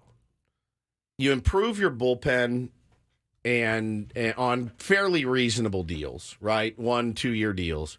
Although the Stevenson deal is the second most expensive deal behind Hader this offseason for a reliever. Exactly. So he's probably going to be there. But think about some of the other teams, like the Aroldis Chapman, $10.5 million, right? Does anybody expect Aroldis Chapman to be in a Pirates uniform on August 1st? No. The answer is no. Bob Nutting says, let's get him. I'll spend the $10.5 now. And knowing it's really only $5.5 to $6 before we trade him, and some other team pays the rest of it, and we get a prospect out of it. 100%. We're going to get a prospect out of it. They're going to eat the money, and people are like, oh, they're doing something. They're playing the game. There's only 5-6 owners right now spending money in the game of baseball of any significance, which is not good for the league at all. It's kind of a joke, to be honest. So, listen, with all these moves right now, when you see a team really stocking up on its bullpen, Ben, and they're in a position where the Angels are or the Pirates are, you look at it and go, oh, yeah, you're signing these guys to move these guys, to try to improve your roster for the future. So that's the system. Everybody's playing it that way. I don't think the Padres are doing that. They have too much money long term to other players. They're going to really try to contend, but none of these holes that we've been complaining about have been filled at all. We said yesterday there are slots to fill. I need some slots filled. sooner than later. So who are the outfielders that are still left? Jurickson Profar is an outfielder. Michael A. Taylor. Michael Taylor remains is out there as a defensive option. Cody Bellinger seems like he's out of the Padres' price range. Don't expect him to sign with the Padres this offseason. I mean, there's not a lot left out there, to be honest. I mean, need a DH? Trade market. You need a DH, possibly a first baseman. Has Jorge Soler signed yet? He has not signed yet. He's very right-handed though, and you need a lefty. He's going to be expensive as well. Yeah, man, it's feeling just a touch dire, just a little bit dire right now. And there may be Tommy Pham's available. There may be trade possibilities out there that we're not considering yet, but we're now just a couple weeks, 2.5 weeks away from the start of spring training, and it remains a very dire area of need for the San Diego Padres. Yes. All right, we'll come back in our 8 o'clock hour. We've got the Woodsy Wednesday rabbit hole coming up that everybody's excited about, and more. Stick around. It's Ben Woods on San Diego's #1 sports station, 97.3 The Fan.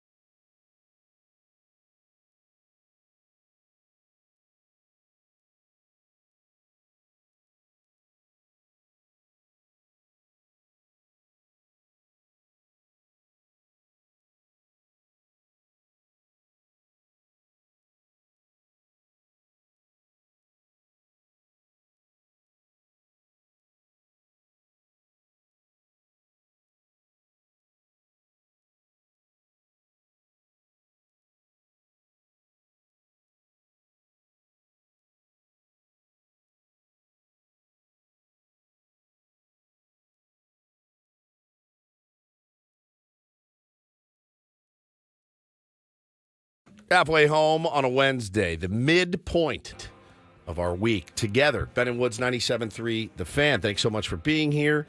You guys are the greatest audience in radio history as far as I'm concerned, and it's also National Compliment Day, so I wanted to get that out there to you. You've made our lives complete, okay? And make it a lot of fun to come in every day. Also, my co-hosts make it very fun to come in every day. You guys are both wonderful at what you do. Compliments are flowing on National Compliment Day. I would like to just echo your sentiment. Okay. You started the show talking about some fan mail you got, some Yes. awesome pictures of Bo playing flag football. I actually received some mail the other day after we got back from fantasy camp from a listener. Her name is Tracy, and she reached out. She painted a watercolor painting of our dog, Jackson, that we put down a few weeks ago. She heard our story, heard me talking about it that Monday, and she sent over a beautiful It's painting. amazing. Yeah, I saw that. That was really cool. It looked Incredible. so good, and she just captured his sweet little smile so perfectly, and it warmed my heart so much. I said, we have the best freaking audience in radio. Yeah, there's no question. No denying. There's no question. So You thank guys you again. take such good care of us, and we try to do the same for you as well. But listen, some days you're the dog, some days you're the hydrant. National Compliment Day, Yeah. huh? Yeah. Woods, you are creative Thank and you, energetic. Ben. Oh, I don't like compliments. Thank and you. you inspire me to be better Thank every you. single I don't day, like and this. I appreciate that. Working like with these. you every morning. I don't Also like National compliments. Peanut Butter Day. Ooh, no, I do love peanut butter. Oh, we can't even. We have instituted a ban in my home on peanut butter. My wife and I are like junkies. I've seen her now. She is very. She's very. I'll say she's anal about things. This woman will walk to the kitchen, and I've caught her multiple times. Spoon in the peanut butter, eating it, sticking the spoon back in the peanut butter. She cannot control herself. Now, I'm not calling her out. I can't control myself either. When she falls asleep, if there's peanut butter in the house, I look over, I give her a little shove to make sure she's asleep. I creep out to the kitchen. I get the row of saltines. I get my peanut butter, and I'll suck down 7 or 8. We can't keep it in the house anymore. It's not just for the kids. We have banned it from our home. I came home last week from camp, and they had my wife had those delicious pretzels with the peanut butter in it. There were maybe 9 left in the bin. Done. I grabbed them all. I ate them. She came in later. She goes, "Where are those after those pretzels?" I go, "I ate them." She's like, "Those are mine. They're for me." And I said, "I'm sorry. They were there. We've had to institute a ban on peanut butter. No one is allowed to eat peanut butter in our home because we cannot control ourselves." You know, Chunky or creamy? Creamy. I will. I'll eat both. I'll do a spoonful of peanut butter, and I know it's not the healthiest because I don't like those organic peanut butters. They're not great, man. I want Skippy. I want Jif and Skippy. I want yeah. Skippy. I Smear totally it all admit over that. me. Yes. But I feel like I'm making a better choice than what I might have had otherwise, like 4 Oreo cookies or something. Of course. 1 scoop of peanut butter is actually a pretty decent, like, little dessert that I'll have. Protein. There's protein in but there. I That's won't- how I justify it. I won't scoop it back in. Right. Just the one spoonful. When It can be a large spoonful. I mean, big old ice cream it's scoop. Yeah, a big, giant 1 spoonful of peanut The butter. problem with eating a lot of peanut butter is when I do, I can feel my heart stopping. I can feel the plaque build up around it, and once I eliminate it, I feel better. But it's so good, and we just said we can't do it. I can't control myself. You can't control yourself. So we got it out of the house. It's also National Lobster Thermidor Day, which is very exciting because usually that's Fridays, and to have it on a Wednesday is pretty exciting at home. So There is no way that you didn't take lobster thermidor in your lunch to school when you were a little kid. What is it? Do you guys know what lobster thermidor is? So I think So you it's tell me, basically is it cheese? It's the twice baked potato of lobsters. I don't think I'd like it. You don't like a twice baked potato? I love a twice baked potato. I don't want cheese on my in fish. a twice baked potato, they take the potato and you scoop out all the insides and you mix it with like cheese and Throw it back in. sour cream, and then Delicious. throw it back in, and then put cheese on top and you bake it. With lobster thermidor, you take the lobster meat out and you mix it like a wine butter sauce and turn it into kind of like and then you stuff it back in the lobster at the end with where you can cheese though. You can Gruyere it on top if you want with a little cheese on top or not. It's more about the wine and like breadcrumbs and stuff on top as I bet well. it's pretty good. Oh, Polly's found a little lobster thermidor for us on the YouTube stream. chat. Let me see it. I'm a little delayed. I mean, if anyone is listening right now that wants to bring us lobster thermidor, if you're, it's like a main dish at your restaurant, you want us to talk about it, we could do so today on National Lobster Thermidor Day. I guess I'm looking at the picture. I wouldn't say no, I suppose. But it's delicious. But here's the thing. If you're going to get lobster, you don't have to. Some stand-up comedian did a bit, and he was talking about, drugs in this country, and he goes, only in America is cocaine not good enough anymore. Now he had to turn it into crack. That's the same principle with lobster. Lobster's beyond perfect on its own, dipped in a little butter. You don't have to spruce it up. I'd agree with that. It's not hamburger meat. It's not a chicken breast. Lobster if I on want its lobster, if I'm in the mood for lobster, there is nothing wrong with regular lobster. It stands alone. I don't know about that take. It stands alone. Just like lobster without like anything? No, you butter sauce. You have to have butter. Of course. Yes. That's all I'm saying. And honestly, lobster implied. is really more about the butter than anything else. So good, man. So you don't need to trick it up. Like people that get their steaks like Oscar style. I'm like, I don't need asparagus on my steak, and I don't need all this crap. It's good on its own. You don't have to trick everything up. You don't need to wrap it in bacon, stuff it in a full bird with gorgonzola. Just eat it. It's perfect like it is. Lobster is perfect when it comes out on the deal, thick. You dip it in the butter. You don't have to mess. You don't have to mix it up that way. That's for sure. So good. So good. I'd never order lobster is the thing though. It's a lot of work for not a lot of. Well, unless food. you get the thing and then you peel it off and then you throw it down. It's good. Cut it like a steak. But It's really good. It's very overpriced. It's massively. When it just says market next to it, like, what's market going for today, bud? $120? Yeah. What are we doing here? How many ounces? You never have the really cheap day at the market. Oh, market price. It's actually $8. Yes, yeah, exactly. Oh, slow day at the market, I guess. It's always exorbitant. It's never through a the roof. good surprise on market price. Oh, really? Yeah, you got that lobster for $8. That's fantastic market price today. Free Beans in the chat says lobster loving is Dodger loving. I don't get that. I don't get that comparison. I'm not drawing that connection there. At all. But I do love a nice chunk of lobster dipped in butter. You don't need Gruyere and you don't need wine in it. Just eat it. Just eat your lobster, Ben. It's also talk like a grizzled prospector day. I'm not doing that. No, it's not, is it? I missed that one. It's on there. Talk like a grizzled prospector. Will you Google that, day. Paulie, and see if you can find audio of somebody talking like a grizzled prospector? Yeah. Like AJ Preller? Like a minor league prospector? Or like a gold prospector? I think it's gold prospector. Do people still prospect for gold? I'm picturing like Yosemite Sam is kind of the prospector. Wow. Like, how did he talk? I don't remember his. How did Yosemite? I don't Sam? remember. Like, wow, you. How did he do it? I think you're doing Foghorn Leghorn. I think I'm doing Foghorn Leghorn. Don't get it. So a 49er, basically. Yeah. I saw a guy. We were at a birthday party recently, Ben, with the kids, and it was at a playground, like a park, and there was the playground. There's kids running around the playground. The playground's made of sand. And guess what I saw? Guy with his little metal detector prospecting in the park. And I thought to myself, so this was a man-made park, right? Man-made. Then they brought sand to it. There's little kids running around here. Yeah. There's some parents. He's looking for like someone's lost iPhone or something in the sand, right? What are you thinking you're gonna find? That you're going to find? I get prospecting maybe on the beach where like, oh, some buried treasure washed up and I found it. What are you looking for, a quarter?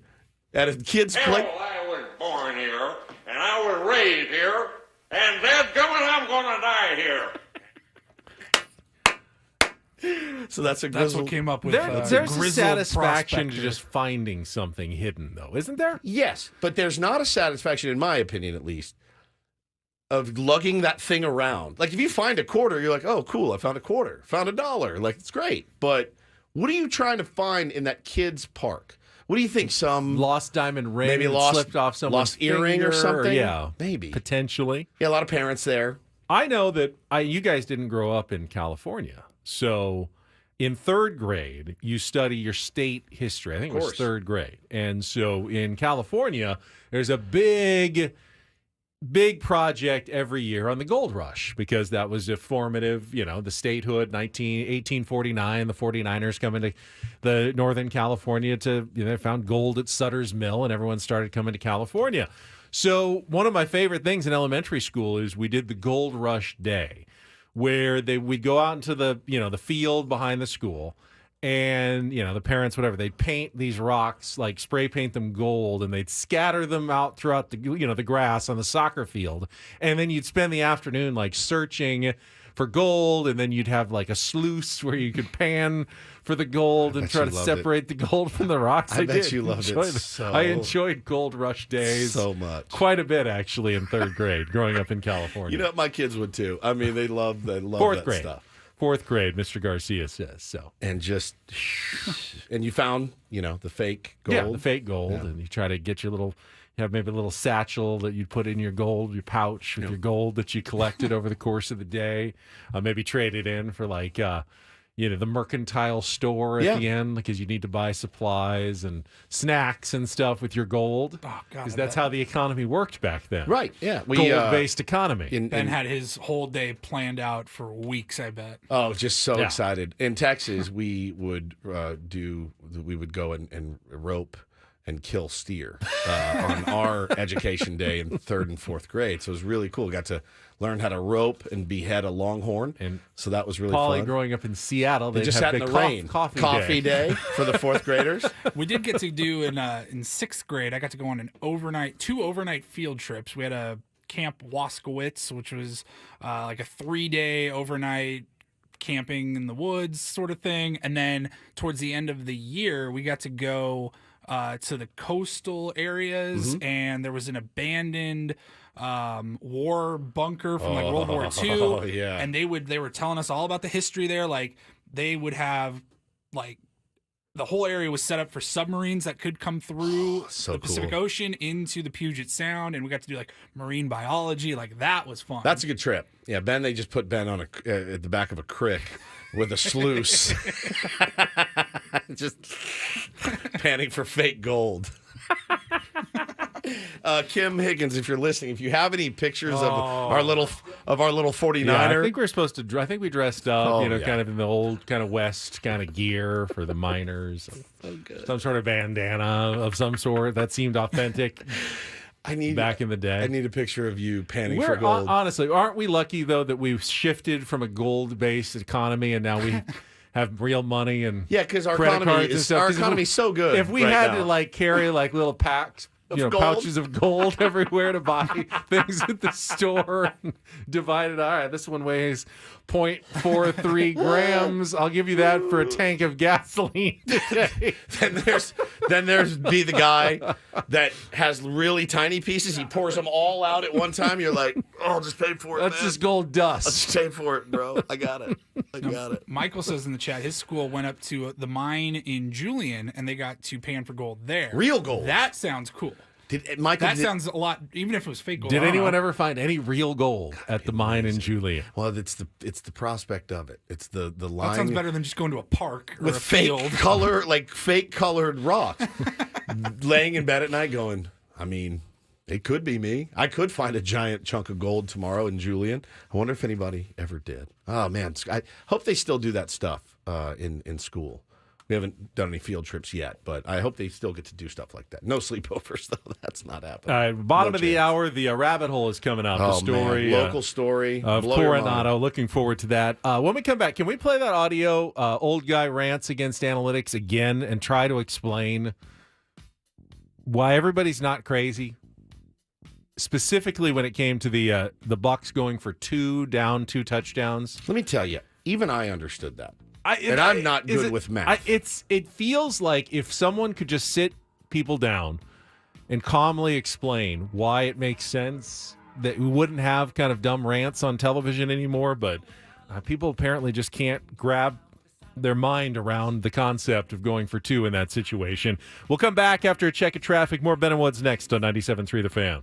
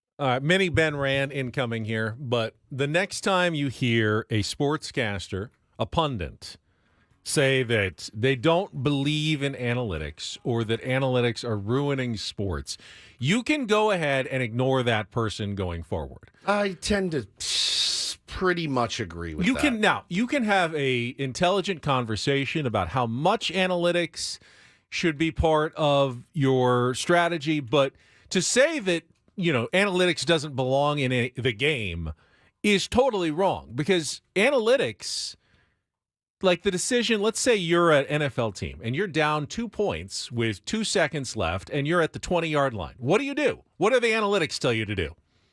You kick a field goal to win the game. Right. That is also analytics. The analytics is simply... Yeah, that's true. That's analytics as well. Now, it's also very logical to all of us. It's common sense. But a lot of analytics is just the gray areas of where common sense starts to blend with percentages. There's a couple of different things we can do here. Which one is going to give us the best chance to win? Do we have the audio? Yes, we do, okay. I believe. So I want to hear the rant. So in the Tampa Bay Bucks game over the weekend, when they were down 14 points in the second half and were trying to come back, and they had a chance. They scored a touchdown, and they were down 8 at that point. So you can kick an extra point and try to get down 7. Or, as analytics has kind of indicated, the most advantageous thing to do in that situation is to go for 2. And we'll talk about that. But here is the rant from PTI's Michael Wilbon against analytics because of the decision by the Bucks against the Lions to go for 2 down 8 points. The 2-point conversion attempt that left them 8 down. Don't start me with the 2-point conversion. The analytics say go for it. Do the analytics say go for it no matter who's going for it? So if you and I were on the field, the analytics say go for it. It's the stupidest, laziest, lamest thing I've ever heard for reasoning in competition. And I hate when announcers just buy it without questioning it. The analytics say go for it. Jared Goff. They're not buying it because someone said the analytics went for it. They're buying it because someone probably took a moment to explain. Even Woods understands why teams now go for 2 when they're down 14. It was Olsen that explained it. Greg Olsen explained it in the game, and I listened to it, and I went, oh, yeah. Makes sense to me. And Greg Olsen tweeted with that Michael Wilbon rant, this is just further proof how vital it is that announcers continue to educate the viewers on the current approach to NFL football. It isn't announcers being lazy. It's the way the game is being played, and it's here to stay. The game evolves. Not sure why people push back. It's lazy just to think, all right, let's kick the extra point, and we're going to be down 7, because that's what's always been done. That's the lazy thinking. The more advanced way, is there possibly a better way? And the reason, again, why it is advantageous to go for 2. There is, they have the stats that you make a 2-point conversion about 55% of the time. You make an extra point, not 100% of the time, about 95% of the time. So if you go for 2 and you make it, and then you score another touchdown, then you have a 95% chance of kicking an extra point and winning the game. Yep.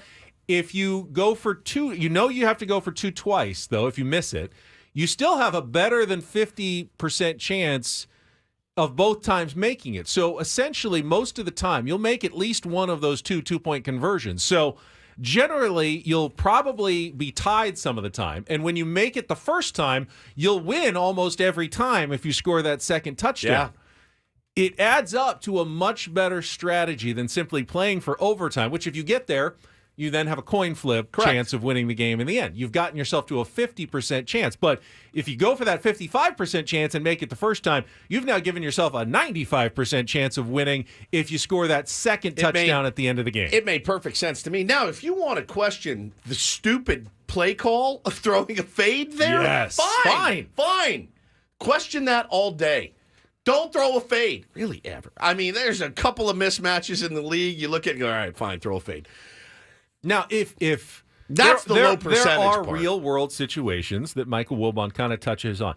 If you don't have a good 2-point play, like You know what? How are you in the NFL? I don't know why you'd be in good... the NFL, but if you used it already and it's like, I don't know, our second play, I think they're going to sniff it out. Let's just go really conservative. We'll kick the extra point here. You can make that argument. But honestly, the best way to win the game mathematically is to go for that 2-point conversion when you're down 14 and you score the touchdown to get down 8.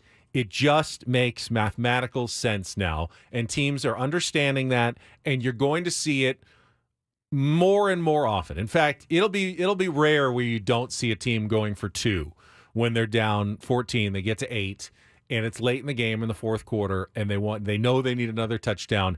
They're trying to win the game, and that's the best way to try to ensure a win at the end. If you do happen, everything goes right, and you get another chance to score a touchdown. Moreno's saying, well, how many times has this sequence actually happened in NFL playoff history, Ben? I don't know the answer to that question, Moreno. How many teams have done what you're saying predictive modeling is not reality? But it's not predictive modeling. We know how many 2-point conversions are made and which are not made. We have a large sample size to know what the conversion rate is on 2 points versus 1 point. This is actually the most simple of the analytics that you can get and why it works. Even I understood it. Yeah, when he explained it, I went, oh, there are makes way sense. more advanced things that even I don't have a total grasp on and that teams are using nowadays. But this one is simple. Titans had a game earlier. It wasn't in the playoffs. So they had a game earlier this season, down 14, did the 2-point conversion, scored another touchdown. Now they were tied, kicked the extra point, and they won the game. And it can work. Is it possible that you miss both 2-point conversions and then you lose the game? Yes. Yeah, the old, I guess not the old way, but the safe way is live to fight another play. You never know what can happen. So, is it better to kick the extra point both times and then lose in overtime? No, it's still a loss. No, yeah, exactly, still a loss. But you don't know what could happen. They could throw an interception. They could throw a pick six. I mean, it's the old adage of live to fight another play. And really eloquently put by our pal Apollo, says that was a stupid-ass move by the Bucs. Going for 2 was stupid. Analytics can be stupid as well. Down 14, kick the extra point. If they score again, go for 2. Don't give an S what you guys say. All right. It's not us.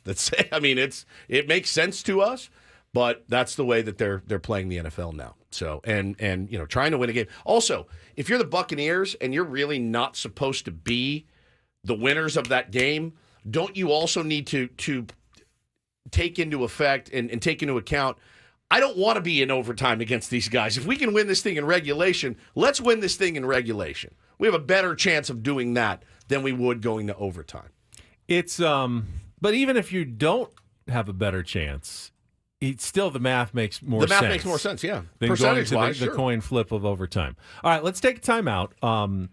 I think when you picture back in the 50s and 60s, a quieter, more peaceful time, especially at a place like Coronado. And Woods went down a rabbit hole recently that he shared with us that I said, I didn't know this. I grew up in San Diego. I hadn't heard this story.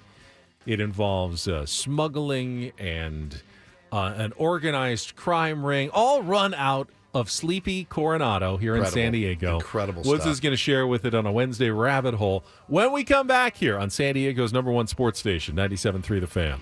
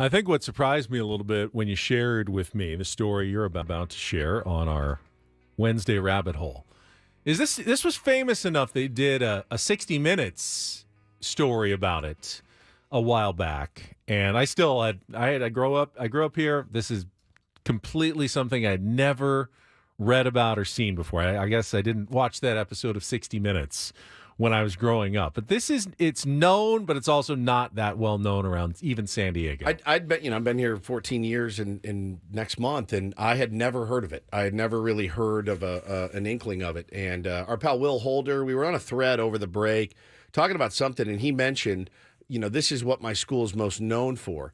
And then it jogged a little bit, like maybe I had heard of this before.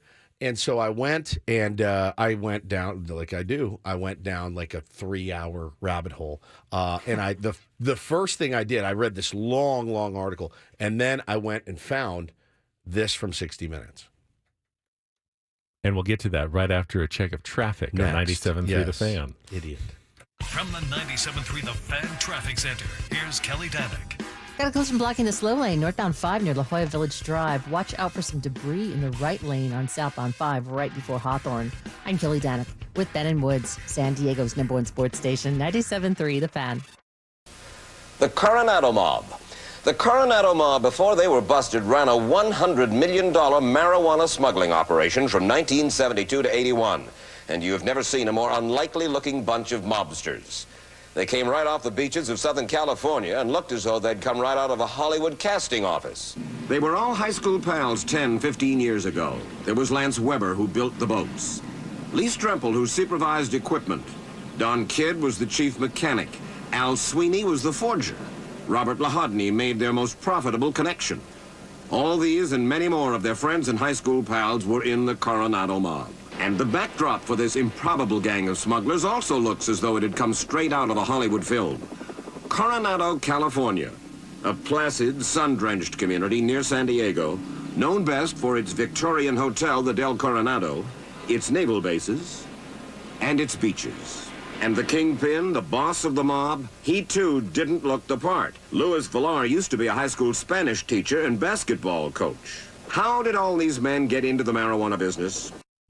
I like how he says Coronado. Coronado. It's like Ben saying Carlsbad. So I just Del Coronado. I went nuts on this thing, and I did a little bit of digging. Lou Villar was a Spanish teacher at Coronado High, and got to know several of the students over the years. And Lou kind of washed out he passed away last year in September, as a matter of fact, but he kind of washed out of teaching. And this is the late 60s, man, and it is tune in, turn on, drop out. And so you found a lot of wayward youths at the time, and people that really, they didn't want to go to Vietnam, obviously.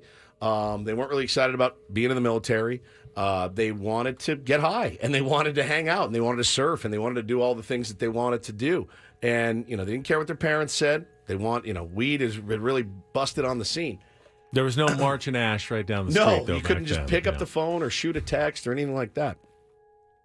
So the first guy had this idea. Dude, where we live in Coronado, if you paddle a mile this way, I'm in Mexico waters. I'm there. So they would go out, they would paddle a mile, they would get pot from Mexico for dirt cheap, and they would put it on their surfboard and they would paddle it back. And that's how it started. So guy comes back and he's got, some weed, a couple pounds of weed that he paddled back then. Terrifying. The thought is terrifying of paddling that far, number one. Number two, with your cargo that you're bringing. But the demand was such where they're like, all right, yeah, I'll go back and get more. So I did 2 pounds, and then 5 pounds, and then 10 pounds. And then it was, I can't paddle with all this weed on my board. What if we did like a little boat? Get a little boat, go over there, buy this for really cheap, come back here, give it to our friends, sell it, smoke it, whatever. Already more money they knew what to do with. And we're talking just 100 pounds at a time. So then they realized, I think we're actually getting hosed by the Mexican pot dealers. We don't speak the language. We need somebody that can speak the language. Guy was driving down the street one day, looked up, saw his old Spanish teacher, Lou Villar, painting a house. Just needed some extra money, was, not really into teaching, not really doing anything anymore. Painting a house, guy stops, he says, Lou, You speak Spanish, right? He goes, yeah, very well. He said, I'll give you $50 if you come to Tijuana for lunch with me today. Lou said, yeah, let's do it. Bails on the house, gets in. Turns out when they get there, he's negotiating a deal, a better deal for the pot. Made $50 off the deal. So it was the biggest rush he's ever experienced in his life. Was talking to these other guys. They started bringing in their buddies from high school that they went to school with. And they decided, let's do like a big one. Let's get like a couple of 100 pounds. And one guy built the boat, was the engineer. One guy was the spotter. Lou was the ringleader. This thing grew, and it grew, and it grew, and it grew to a $100 million operation. These guys had homes in Santa Barbara. They had homes in Vail. This was late 60s? Late 60s, early 70s, into the 80s. I mean, it went... So that's like $1 billion. It went nuts. It went... And there was more supply than they could handle. They just had to figure out how to get it here. They had these intricate operations with boats and duck boats and all kinds of ways to beat avoiding the Coast Guard and patrols. They did it at night under the cover of darkness. It was fascinating, and it was all normal upper crust, kids that decided, this is the way we want to live. We want to be smugglers right now, and it all happened right over there in Coronado, Benny. So the most interesting thing, and it actually hurts my heart that it hasn't happened yet. George Clooney bought the rights to this story, and they were going to make a movie called Coronado High, which is brilliant, just brilliant. Coronado High, and I could see it in my mind. I went, there's no question that you would want to sit down and watch that movie. He wanted to write it, produce it. I think it's hit a little bit of a lull. It's kind of stalled out. But man, imagine that movie being made. George Clooney producing or directing, maybe starring in it in some capacity. Coronado High, the story of the Coronado Company, as they call them. So a few of the guys have passed away. But you can go to thecoronadoco.com. So I read Lou passed away just last year. Lou passed away last year. I didn't see the end of the story. I read some of it. They eventually started importing drugs from Asia, like Thailand, Thai stick. They'd meet the boats on the coast and drag them up onto the beach and they get their supply from Asia. How did it all end though? So were they caught? Oh yeah, they all did time. They all did time in prison. Had to give a lot of the money back, but they got away with it for a long time, and they lived about as high on the hog, as no pun intended, as you possibly could. And the FBI guy that caught them said they were some of the best smugglers that this world has ever known. These guys were truly masters of their craft because of their brilliant engineering mind that could build these boats that were undetectable, and it was just a perfect team. It was everybody had a role. They knew their role. They didn't quibble about money and things like that. But the way they got popped is one guy wanted out. They paid him off, and he ended up getting busted for something else and kind of ratted them out. Now, they didn't do huge time. They didn't do 40 years or anything like that. But they all went to prison. If you can go take 20 minutes today to watch the 60-minute special, it's Mike Wallace talking to the guys that did it. It's amazing. It's truly, truly incredible stuff. Happened right here in our backyard. It blows me away that you had never heard this. I had not heard this story, and this is like the same. My dad, La Jolla High School, about the same time. Yeah. This is all going on. And San Diego was a much smaller community back then. There weren't nearly as many schools. You'd probably, run into more of the kids from other schools than you would have ever nowadays when, it's such a big place now. But back then it was a much smaller, sleepier town. For all of this to be going right under the nose of everybody just across the bay there in Coronado. And you think about that step in your life where you're like, the guys, if Lou had just said, nah, man, I can't make it today. I got to finish painting this house, right? There's a threshold where you go, all right, I have to go both feet over the line. I can't do a toe in the I got to jump in. And all these guys did, all smart kids. good students, top athletes. Lou was their coach in basketball and swimming. Like, these were good kids. They were good kids that said, I don't want to be a part of the establishment. I want to be in the counterculture. This is what I'm going to do, and I can make a buttload of money doing it. But taking that step into, like, all right, we're now drug smugglers is one. That's what resonated with me, of going, I could never. I don't have the stomach for it. There's just no chance. Ben, how about you? Could you have been? I don't think I would have had the stomach for it. No, Woods, to be a smuggler. Just the most gnarly. I mean, situation. if I had to be, I'd be maybe the lookout. The lookout. Yeah. You get too nervous. I could see Ben contributing with some logistics help. But I don't No really want to be I don't involved. want to be there, but yeah, if But you need if my you go advice, this way, you might have a better chance. Analytics tells you. Analytics would say. You said they were raking in like $100 million. I did a little inflation calculator here. Yeah. In the mid to late 60s, $100 million would have been roughly $960 million today. Good Lord. It's billion dollar It's like the industry. Dodgers and Shohei Ohtani's deferred payments. Exactly. Now, was it just weed? Yeah, just Or were weed. they- I think they partook in other things, but they didn't get into the actual smuggling of things like that. But Is there, I see in our chat, people are casting the movie. I want Miles Teller as the lead smuggler. Oh, yeah. Michael Pena as the Spanish teacher. Pablo Pascal as Lou VR would be amazing. I mean, the picture Pedro that Pascal, I saw, sorry. that's pretty like white bread. Bro, like, yes. There is as nondescript looking kids. That's what you know? Mike Yeah. Wallace was saying. It's like they didn't look like this brilliant mob, which is what they were. They just look like regular. They look like they should Fast be on Times at Ridgemont High. No, Beach Boys. students, Cover of Beach Boys Yeah. albums. That's what Yeah. they look like. And they were all surfer kids, and they just said, we don't want to live this life anymore. We don't want to be like mom and dad.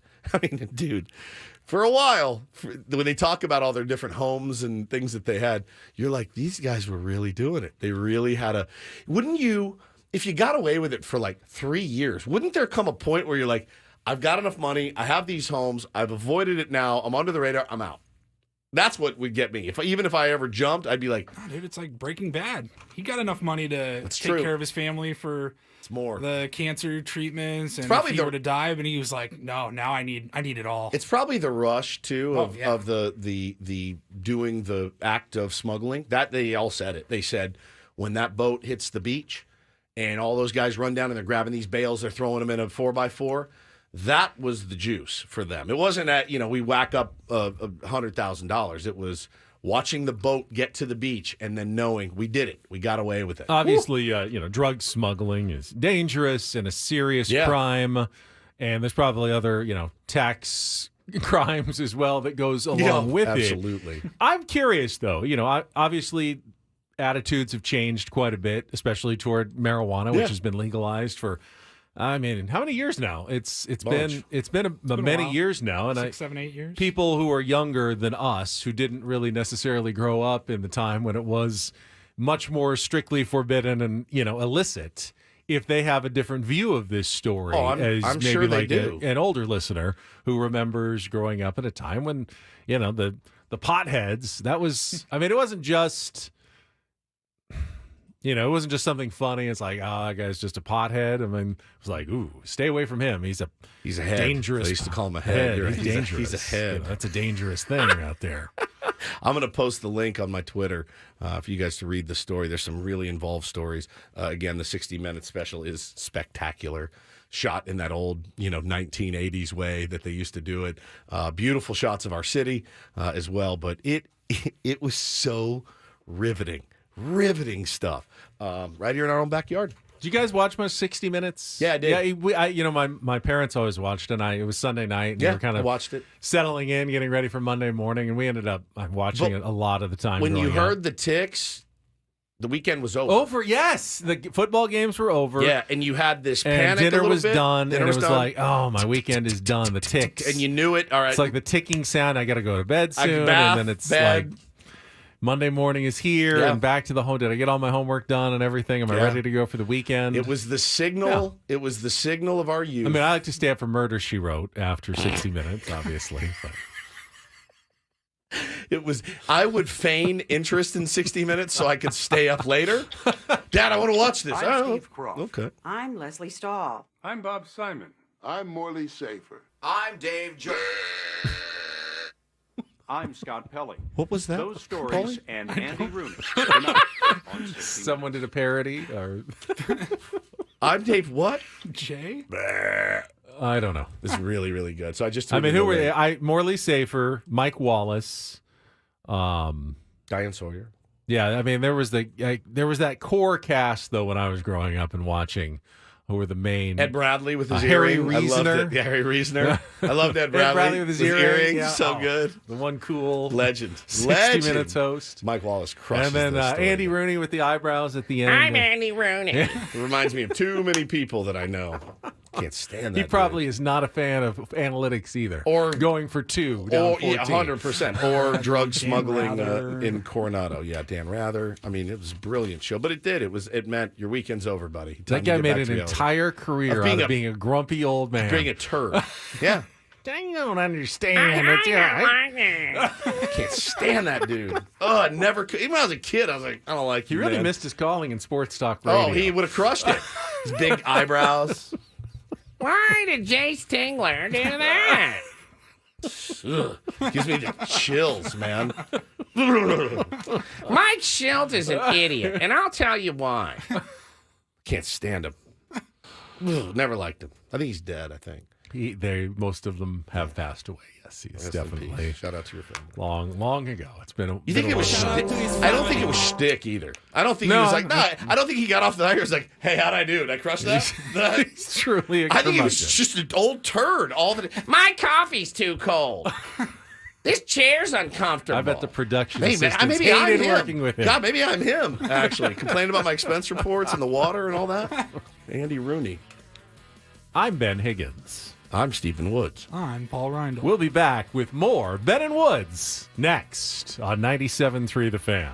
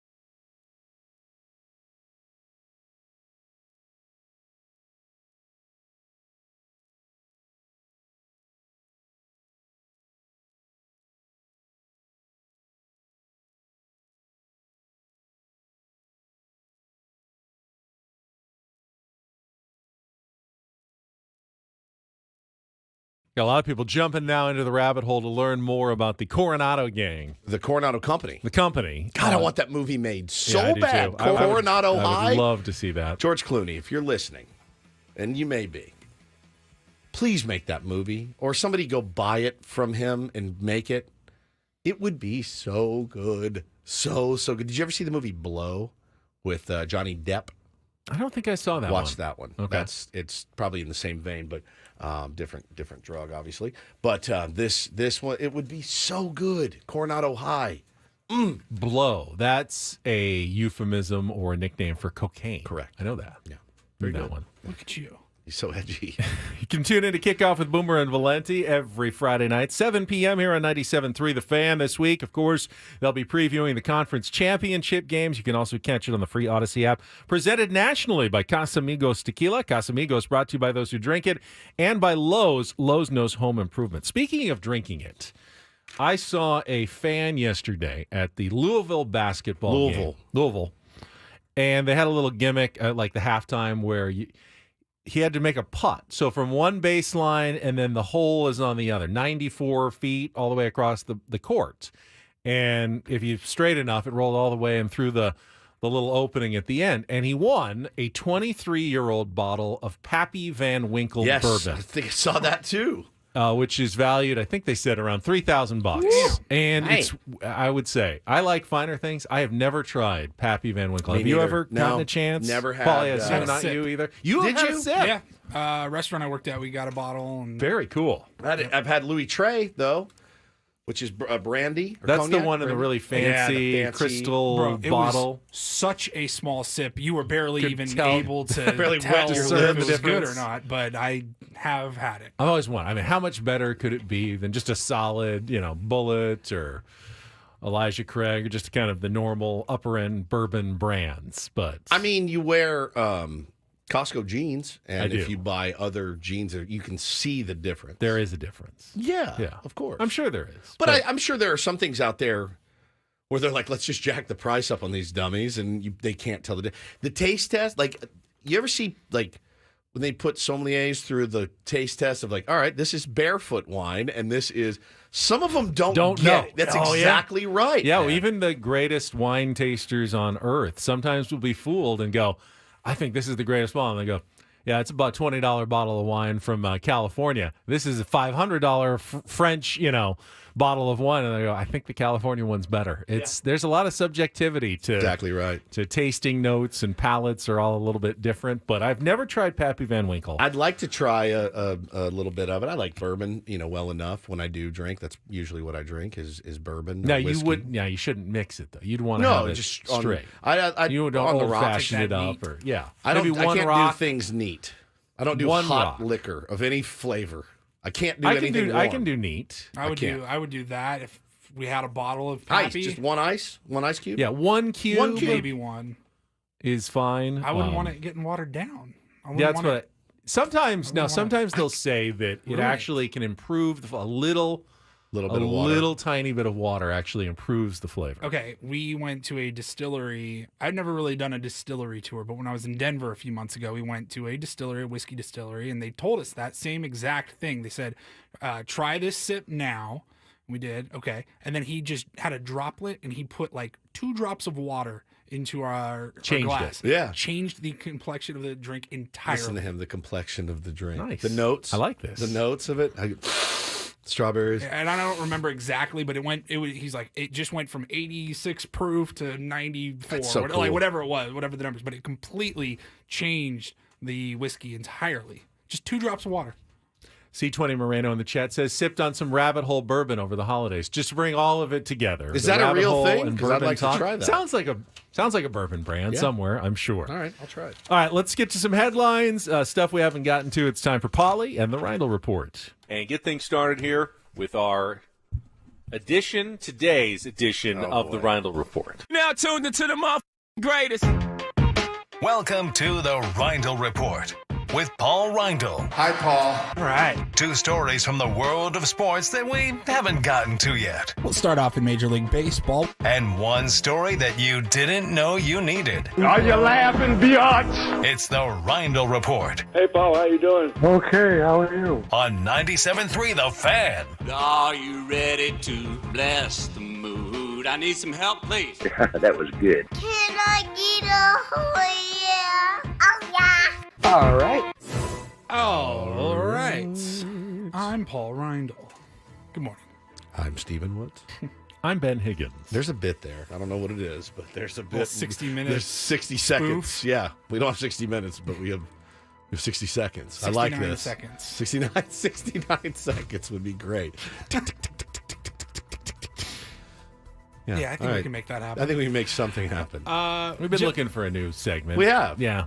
We'll figure it out. If you guys have any ideas, fire them our way. Yeah. We have the idea. Well, we have the name. We have an open. And the We open. actually need a concept now. Need the concept. Those are the hardest parts. 100%. Often, finding the name of a segment and the open, that can be the toughest part.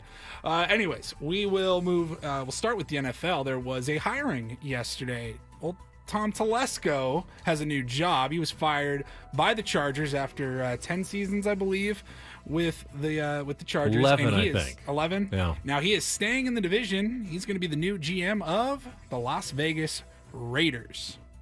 Thought that was interesting.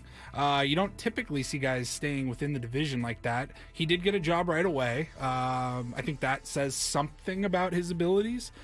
I think he brought in some really good players for the Chargers over in his tenure. It didn't amount to much. I think he got much better at the draft when he got guys like Derwin James and stuff. But again, the problem with some of his draft picks, as you mentioned before the show, Benny, they just haven't been able to stay on the field a lot. But I don't know that you can put that on him necessarily. General manager brings in amazing talent, but somehow it doesn't all come together on the field Sounds and work weird. out. Right. Started here in San Diego. I was there the day he was hired. I remember just down the street there at Chargers Park. And I like Tom enough, certainly, but this is a weird hire for me. I mean, as the saying goes, hey, when the GM of the team that finished last in your division is available, you got to grab them before anybody else does. I mean, the Chargers are the only team the Raiders have actually done better than in recent years, and they go and, I mean, he has experience, and they were looking with a rookie head coach essentially in Antonio Pierce, who they made the full-time head coach after he was the interim. I guess Mark Davis said, I don't want a rookie general manager and a rookie head coach, essentially. Makes sense. So he went with the guy. He's got a bunch of experience. I guess we'll see how Tom Telesco does now divorced from John Spanos and the Spanos family. That's the other. And we'll see, if Tom thrives in Oakland and they, nail the drafts and nail their signings and they start making this climb up, we'll know exactly. Chargers fans will have nowhere else but to point the blame squarely at one place. Which I'm kind of hoping ownership. for that to happen. Just he needs quarterback. But so it's kind of a weird hire. I mean, 3 playoff appearances in 11 seasons isn't exactly hot candidate general manager material in the NFL. It's true. But the times that I interviewed him and interacted with him, didn't have anything against him. Kind of liked him personally. Seemed like a okay sort of fellow. And then he was gone, and I haven't talked to him in years and years. So we'll see how he does with the Raiders in Las Vegas. All right, moving on. College hoops. Saw this story yesterday. We are about halfway through the college basketball season, as teams are entering conference play now. And last week, we're talking about the TCU, the Lady Horned Frogs. They hosted open tryouts just last week. I saw them talking about this last night. I think I was watching ESPN too. They had too many season-ending injuries. Oh, man. Like total, hey, walking around campus. Do you want to play? We need D1 basketball players. Yeah. And can you come and try out for our team? Did you play in high school at all? We need women to come and try out for our team. So they blasted this out there, had tryouts, open tryouts. Anybody that is a student could then go and try out for the team. And the team found out that they had multiple state title winning players who were enrolled there as just regular students. Probably had offers to play at other schools, didn't want to take it, wanted to just go to TCU. Yeah. So they just, hung Felt them they up. probably weren't good enough to make the TCU team, so they just said, I Right. guess my didn't get an basketball offer career is or done. whatever. So they were just regular old students, heard about the open tryouts. 3 have now been signed as walk-ons on the team. AJ Preller, if you're listening, saw some really nice talent last week out in the outfield. No, we didn't. You know, it's interesting because I heard the coach was being interviewed, and he said, it seems simple, but okay, so once we picked a couple of players and go, they can help us, the process of getting them onboarded and making sure like their class schedules work out now with all of our practices and our travel and the NCAA compliance and NIL and getting them like set is like a massive undertaking to get these walk-ons now onto the team in the middle of the season and ready to go. A pretty amazing story, actually. Yeah, no doubt. I mean, and when do they play their first game? They've been playing. They I don't have know. been playing? I mean, this window was the tryouts were last week. The tryouts were last week. Yeah, so I mean, I don't think any yet. of them have actually played yet, but they're still in the middle of the season. I saw Sean Lewis is holding open tryouts for any student at San Diego State. Oh, really? This week, yeah, they tweeted it out. I don't think that's super uncommon. That happens. Yeah, before the season Walk starts, on, like before the season starts. But to be in the middle of the season, is very mid-season, weird. I mean, conference play been going on for 2 weeks now. How much whatever. eligibility do I have left? Probably all. You haven't 4 played any years. college Played football, any. right? It's true. 4 years of eligibility. You also don't go to San Diego State. It's I true. think that I could enroll. You have to enroll. I can do that. What position would you play? Tight end. I don't know why I laughed. Scout team tight end. Probably just as good as any other. 100%. Hands are not bad. Not bad. Not real tough, though. I'm big. You're not big compared to football players. 6'1", 235? No. It's punter. You're tiny up Kicker, there. little guy. Even I'm tiny out there compared to Division I football players. Paulie, but yeah, open tryouts. This next story is going to infuriate me. Yeah, you sent this over my way. You've reached out. You've mentioned it in between breaks 2 or 3 times already. You were not happy at all about this last story. I'm tired of this, man. Senate Majority Leader Chuck Schumer is calling for federal action to crack down on Zyn. Zyn pouches have become wildly popular over the last couple of years. Son of a bitch, man. And he says the nicotine pouches are a danger to teenagers as they are using them now as an alternative to e-cigarettes, which were an alternative to regular cigarettes and so on and so forth. He said it's a pouch packed with problems. Today I'm delivering a warning That's to parents punchy. I like because that. these nicotine pouches seem to lock their sights on young kids, teenagers, and even lower, and then use social media to hook them. He's urging the FDA to investigate Zyn for concerns relating to marketing and health effects. You know what? If you want to hammer the marketing of it, that's one thing. I don't care. They're talking about trying to take these bad boys from us. Are they marketing towards kids? I've never seen a commercial. I haven't or either. A banner, a billboard or anything. Social media is social media. People tweet and whatever. Like, they've already in California, they've taken the flavored Zyns away. Okay, so They still have them in Arizona. They do. Paulie and I loaded up. I had some. Yep. Just loaded up.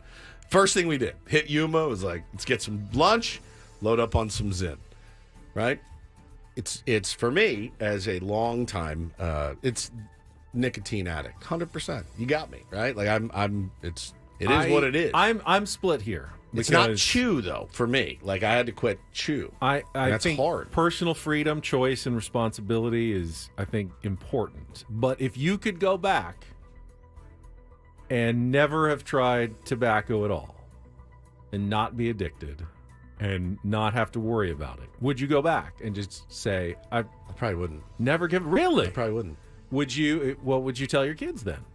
Don't do it. Yeah. Don't start. Yeah, don't or start. go ahead. No, don't start.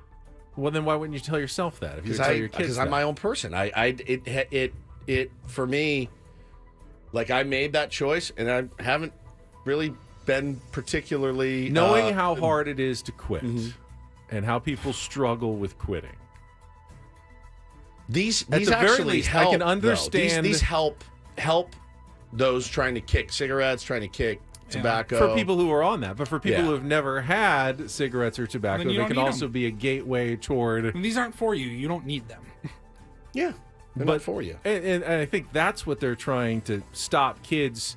They're not trying to stop kids who have been addicted to cigarettes for 10 years from using Zyn to stop smoking. They're trying to stop kids from starting Zyn as their first tobacco to get into tobacco use. Well, if it's not this, then tobacco still exists, right? I feel like he's bought off from Big Tobacco. I think Big Tobacco said, hey, go after these because it's hurting our business. That's how I really feel about it. You already took the flavors from me. Now you're going to come after these.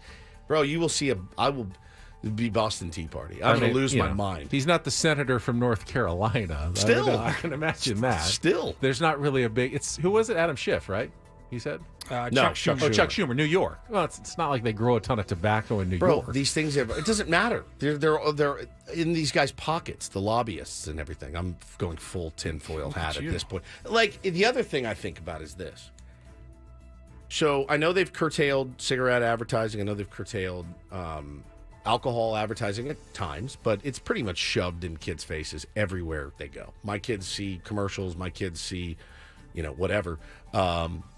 I'm fine with I'm fine with not having an 8-year-old going, try Zyn. They're really, really good. I'm fine with that. Absolutely fine with that. But I'm a grown-ass man that can put a nicotine pouch in my mouth when I want to. This is America, Jack. Right?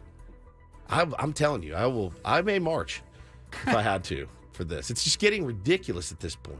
I mean for me, think about the other problems in this country. This is what you're worried about. Yeah. You have fentanyl coming over the border. You got fentanyl everywhere. You got people sleeping on the streets. Let's hone in our focus on a little. Don't worry about this. We'll be fine. We got it. Interesting. I appreciated them as a alternative to chewing tobacco, which I did for 8 or 9 years. It's a disgusting habit, but I was addicted. Bad. And I will give California credit because when I used the flavored stuff, and when they got rid of it, it's like, well, I don't really have a choice. Yeah, you don't have a choice. But I've almost 4 years now. Yeah. And my dentist told me the Zyn pouches aren't going to do anything. Like they're not going to hurt you, and if that helps, then you're fine. But I don't know. I don't know if they're marketing towards children. I don't either. I mean, look, we were all teenagers, and all of us except for Ben. Ben was born at 45 years old. You're going to find stuff. You're going to find cigarettes. You're going to find, tobacco. You're going to find liquor. You're going to find. You can't hide. I'm glad I never tried it. Though. Sure. I mean, but you tried alcohol at some point, and I look. If I had to take the choice of my kids doing a Zyn or drinking, I'm taking Zyn all day long. All day long. Nobody's going to throw you in jail because he was all hopped up on Zyn. You know what I'm saying? Yeah, and clearly it's not as bad for you as smoking or chewing tobacco. Yeah. I wonder what Tony Gwynn Jr. would say. Maybe he wishes Zyn was around and, for his dad, who obviously tried to kick chewing tobacco many times. Hardest thing I've ever had to quit. And was not able to do it. It's the hardest thing I've ever had. I had withdrawals. It was terrible. But these help. These help people that are trying to do that and get off that. So I think I'm not extolling the virtues of a nicotine pouch other than it's a lot better than jamming a wad of tobacco in your lip. Keep your laws off Woods' tin. We'll be back 100%. with more after checking traffic on 97.3 The Fan.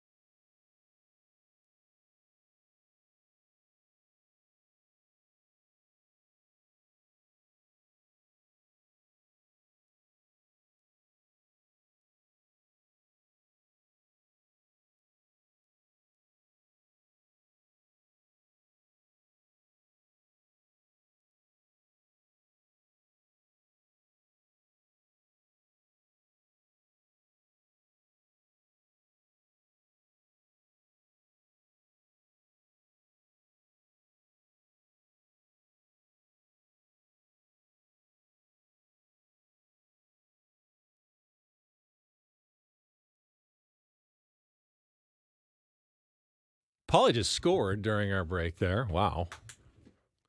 Camera time. Thank you. With a lady? No, Oh. not with a lady. Well, that's a quick break. Paulie just scored. He got bribed. He did. Did get Or bribed. thanked for. You could say you got thanked for doing something nice last year, and then Yeah. there's the hope that you'll do it again this year.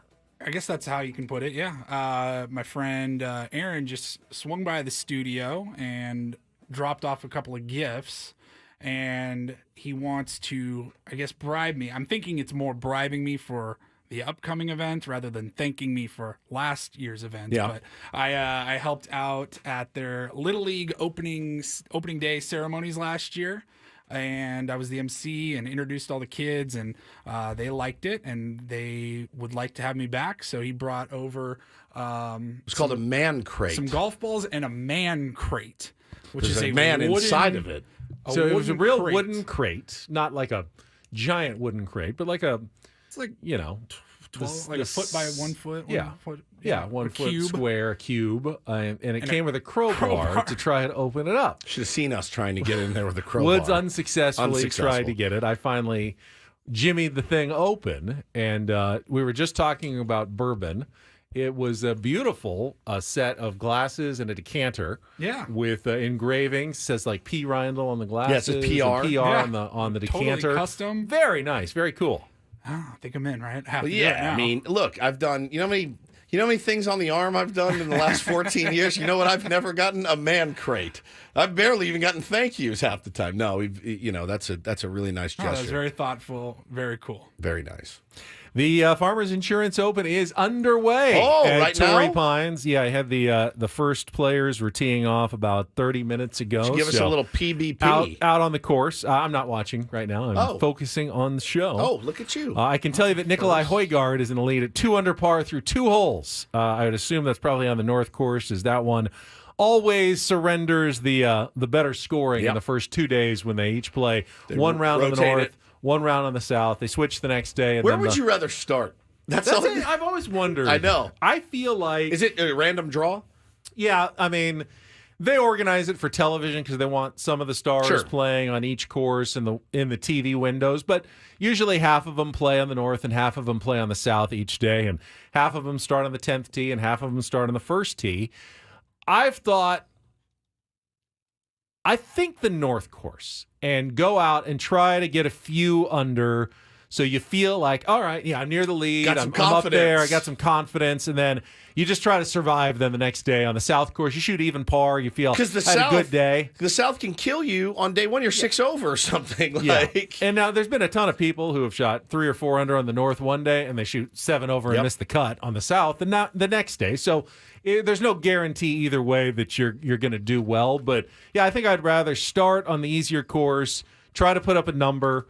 And sometimes it takes like 63, 62 to be in the lead after the first day. But a guy who shot 70 or 69 is just 2 or 3 under on the south might actually be a better place to go.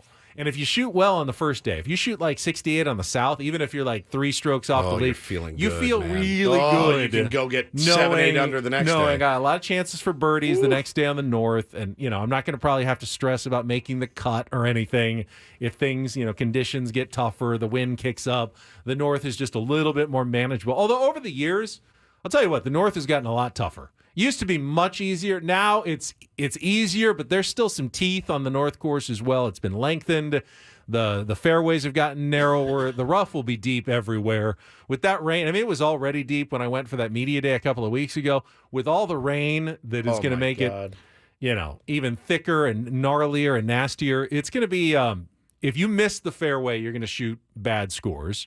But if you hit the fairways, the rain has also softened the greens. And for the pros, that means they can just hit it right to the pin and it'll stop right there. They don't have to worry about it like bouncing off the green into the short-sided rough. They can go right at the pins, and it actually tends to surrender more birdies for the guys who are in the fairways when the greens are soft and the rain soaks the course a little bit right before the tournament. Local legend Charlie Hoffman has even been through 3 holes. He was the first off this morning, I think, on the South course. So rolling them in. Hopefully Charlie can represent. Michael Kim is on the course at even par, Torrey Pines High School, and has gotten off to a good start this season. So a few local names in the field right now that have started. I think 10:40 is when Xander Schauffele, Max Homa, and Tony Finau, that's probably the most premier threesome of the day, get underway on the South course in just over an hour. Always a fun week, man, and always, they'll be showing it all across the country. And Torrey Pines always remains one of those golf courses still. If somebody goes, hey, I've got a tee time at Torrey, do you want to play? I go, no, I'm good. I love it. It's amazing, and to get to play it a few times has been an honor, but I'm good. I play bad everywhere. Nowhere do I play as bad as I do when I play at Torrey Pines. Most courses are like this. Like, it's not groundbreaking news here that if you just hit the fairways, you can actually handle Torrey Pines. The difference is the courses that we play on a regular basis, if you don't hit your fairways, you're not dead. It's not gonna be the end of the day. You're not gonna break your wrist. You'll be able to find your golf ball. Find your ball. And you'll be fine. Can't do Torrey it. Pines, you can't do it. The interesting, because Max Homa was saying, and the pros have it a little differently because they've got the spotters out there who tell them. There's not really a lot of places wwhere you lose your ball off the course at Torrey Pines. Right. There's. I've hit it in the ocean before. You can on 4 on the south, many times actually. And there's a canyon on I've 13 hit that on the canyon left. so many times. But for the most part, it's just grass. Yeah. It's most of the holes, both sides. Not even a lot of trees There's either. It's just a lot of grass out there, grass. and it's just long. And there's some bunkers, and the fairways are narrow, and it's Greens just a are hard rough, as and hell. you can't really get it. You can't really advance it very far when you get in the rough, even if you can find it once it's in there. But it's not a bunch of hazards. There's only one water hazard on the 2 courses combined, right in front of the 18th green on the south. That's that it. and the giant ocean off to the left as well. Another big water hazard that I've managed to find many times. But it is a beauty, and it always represents San Diego so well this week nationally. So always makes me happy. All right, I said we would do it yesterday. Let's get the Tier 1 topic wheel fired up for our last segment. If you want to call in and join us, get online right now. 833-288-0973. You never know what the topic is going to be. It's whatever the wheel says it's going to be in our final segment of the day of Ben and Woods, coming up next on San Diego's #1 sports station, 97.3. I have to give away some Doobie Brothers tickets. We've been talking about Doobies all morning long. All you can talk about is Doobies. That's it. Let's do that right now. Be the 4th caller, 833-288-0973. We'll send you to the Doobie Brothers at North Island Credit Union Amphitheater on June 25th. Tickets go on sale Friday, 10 a.m. That is 2 days and 30 minutes from now, but you can win them right now, 833-288-0973, or buy them at Ticketmaster.com. Later this week, Tier 1 topic wheel next on 97.3 The Fan.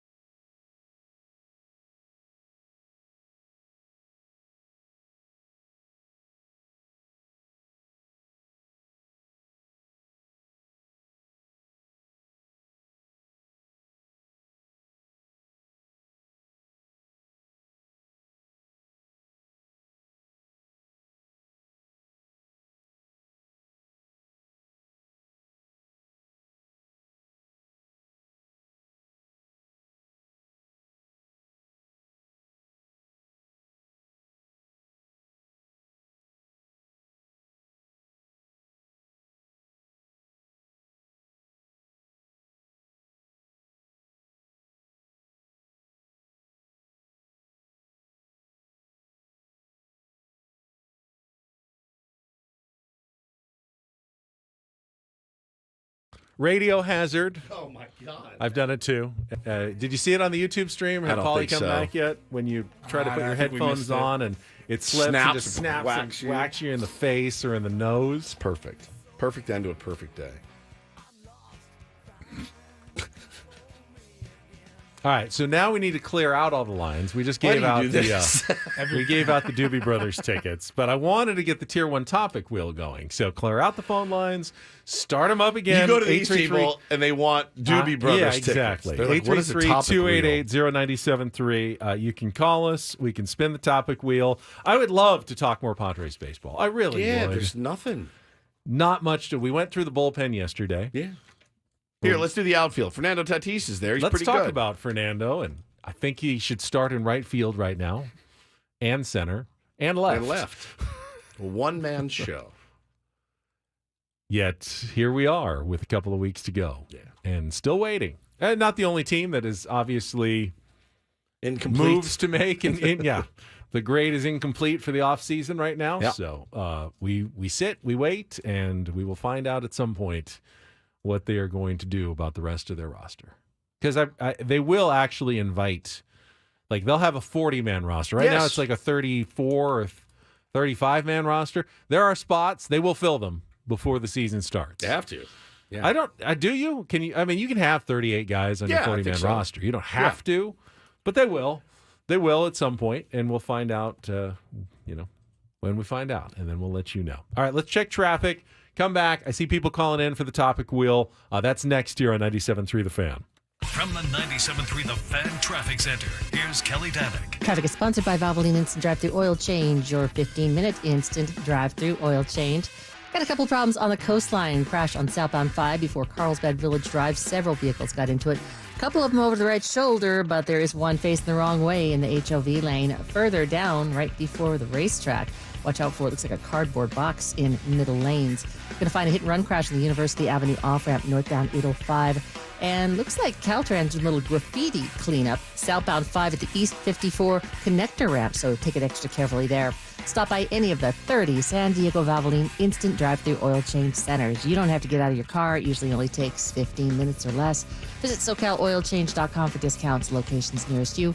Valvoline Oil Change Centers are open 7 days a week. I'm Kelly Danick with Ben & Woods, San Diego's #1 sports station, 97.3 The Fan. I get the dumbest emails. Oh, gee. Someone needs to tell me that Joel Embiid gained 19,000 Instagram followers after his 70-point performance. Why does anyone care how many Instagram followers Joel Embiid has? Is that like a... You do get weird emails. The experts at JeffBet.com use Social Blade to analyze the Instagram followers of Joel Embiid.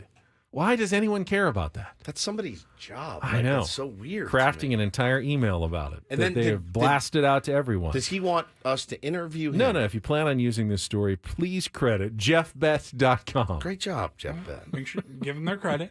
I just did. You, Jeff Bet, you have sent me my dumbest email of the day so far. Thank you very much for that. All right, let's bring on a call. Let's go to line 1. We're just going blind into this. Caller, who's this? Works. This is Ryan. Ryan, did you want Doobie Brothers tickets? Or do you want to play the Tier 1 topic wheel? Or do you just want to say hi? Oh man, the spin the wheel. Oh yes, all right. Well, fine, on then. top, your only I like option that. because we already gave away The doobies. The doobies. I don't want to go see no drug band. Yeah. Winner of the day already. Thank you, Ryan. Perfect. That's his grandfather on the phone. No drug ban. Ryan, what is your favorite drug? My favorite drug? I'm kidding. How do you like to partake in marijuana? No. Let's see. Who was the last person you felt inspired by? See, other than Michael McDonald? Yeah. Last person. Dang, I was going to say Michael McDonald, too. No, you weren't. The last person I was inspired by, oh, man, I think just because it's still kind of fresh, I mean, our guy Peter Seidler, honestly. 100%. Good call. What he did for the community, I don't think a lot of people really realize. Super special dude. Got the whole community rallied around the team even more so than they have been the last couple of years. So I think our guy Peter Seidler deserves all that credit. It's great answer. It's going to be weird when Ben says Delilah, but I, for me, Peter's a great one. Peter's a great one. I'd say we talked to his brother, at fantasy camp. Honestly, you know who mine is? Probably Tim Flannery. Oh, it's a good one, too. Did I steal yours? I'm sorry. Yeah. Tim Flannery is probably the one I was most inspired by. I had really enjoyed our time together at fantasy camp, and knowing how close he was to not being around anymore just a couple of years ago, and to see him out there ripping fungos and his positivity and the way that he wanted to lean in and help everybody inspired me. Watching him play music inspired me a lot. I've been on the guitar all week when I had not been in a while, and picked up the guitar again, been playing a lot around the house. Really, really inspirational scene. Talked about him earlier, but since I was texting with him yesterday, the last person I was inspired by and continue to be inspired by is our friend Steve Sugimoto, who is pursuing his dream of being a professional golfer, and he is just dedicating himself to it, working hard. And the way he handled his disappointment yesterday, coming so close to qualifying for the tournament, but then also going, but I'm taking a lot from this. It's a learning experience. I know I can compete. I want to take the positives out of it. A lot of people would just dwell and go, if I had just made 2 more putts, I'd be out there on the PGA Tour today. I loved the attitude. And I know part of that is you tell yourself what you think you should tell yourself in a situation like that. But I love that from Steve, and continue to wish him the best of luck. And I find him inspirational. I would go with my friend Dana from fantasy camp last year. My teammate, Woods' teammate, until he was traded. We talked about her, I think, briefly on the show last week. She lost her leg. She was in the military, and she was out there with a prosthetic leg. And hearing her story of how totally at ease she was with that decision. So, calm with it? I can see it being a really traumatic, tough decision to make, and then growing to accept it. But she sounded like she was at the acceptance phase from the minute it was presented. She as told an option. him. She said, "Cut it off. Just I cut can't it do off." this anymore." How does none of us mention Dave Dravecki Dave as well? Dravecki, From 100%. last week also, incredibly inspiring guy. The cool thing about Dana too is game 1 couldn't get the bat on the ball at all. Couldn't make contact. Didn't make contact by game 2, game 3, game 4, game 5. Hitting the ball with authority to the other side. It was really cool to see that. Anytime. You went the other way. You hit the ball in the first games, then by game 3, I think you didn't make contact at all. And then 4, I did well, and then 5, I didn't do so well again. It was really a roller coaster camp for me. I'm making strides to have a much better camp next year. Let's go to Don. Welcome to the Tier 1 Topic Wheel. Good morning, Don. Hello. Hello. How are you? Good. How are you doing? Good, buddy. All right, Paulie's spinning the wheel. Let's see what question comes up for us here. One more click. One little click. Oh, this is weird. Maybe a little philosophical. If you could be any season, what would you be? This reminds me, I went to an interview one time, a job interview. This and sounds like a they job interview panicked. question. They had me panic. They said, "What musical instrument are you?" And I was like, I'm not. I'm a human being. I just want to sell your product." I was, guitar? Why? Well, I'm so complex. I didn't know what to say. I felt like a moron. I don't know how to answer this. Spring, baseball, I guess. Spring. Let me answer. Yeah, Spring. go ahead, Don. What's your yours? answer?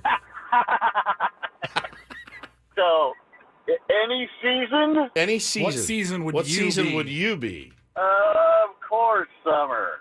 Summer, okay. And why? Because it's beautiful here in the summertime, and that's when the fish bite. And I'm a big ocean fisherman. All right, now question. Now, Ben says that fishing is all luck. Don, what? Let him have it. All right, Ben. Come on out with me, buddy. We'll see how lucky you are. Not very, I Not promise very. you. That's what I know I'm not very lucky when it comes to fishing. Now, he's saying, Don, if he went out by himself, he wouldn't catch anything. But you're saying if he went out with you, he would. He'd have a much better chance, right? And it's because of your skill. Yeah. Well, of course, I would hook one and give it to him Well, so what he could have it. What makes Can you see them under there? Like, how do you know? What makes a good fisherman? I mean, do you have like the technology? I know people like have radar now in their boats, and It's all electronics, guys. It's all electronics. So it takes some of the luck out of it. Yeah, take some of the luck out of it. Well, not really. You still have to find them, guys. You still true. have to find them. So. Cheating. Oh no, it's not cheating. Oh no, this guy. I'm done. I apologize. I'm a fishing purist, as you know. It's not cheating. When I was young, when I went with my dad, we'd have to put feathers behind the boat and troll around for hours and hours to find just anything that would bite. Now you just have electronics and you just look down there and you go, oh, they're here or they're not here. That's fantastic. And that's what happens with, social media these days. You can find where they are anytime you want. Yeah, on Instagram. Yeah. Thank you, Don. Appreciate it. Instagram. Yeah. Don, I don't know that you're making your point or my point. I can't tell either. I can't. If I could be a season, I would be vacation season. Oh, we know. Don't we know it? Paulie? I would be summer, because I think of summer, you're kind of laid back, relaxed, and I feel like I'm a pretty laid back person. I feel like spring is mine for sure. Now, if you could be a seasoning, what seasoning would you be? Cholula. Oh, that's more. Is that a seasoning? That's more a sauce. All right. Like cayenne pepper. Cayenne pepper. No, that's a seasoning. I would do. I think you're spicy like cinnamon. I'm not really that spicy though, but I do like cinnamon. Yeah. Okay. Cinnamon. Yeah. What about you? I think I'd be something a little more savory. Oh, I like vanilla.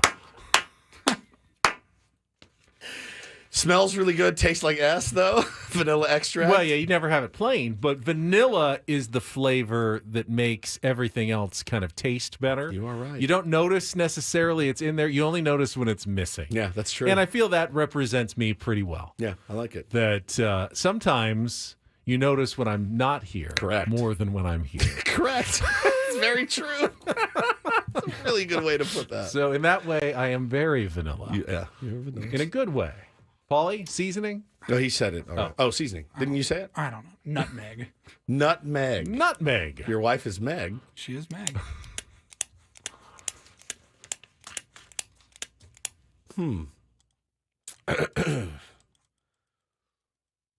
Nutmeg.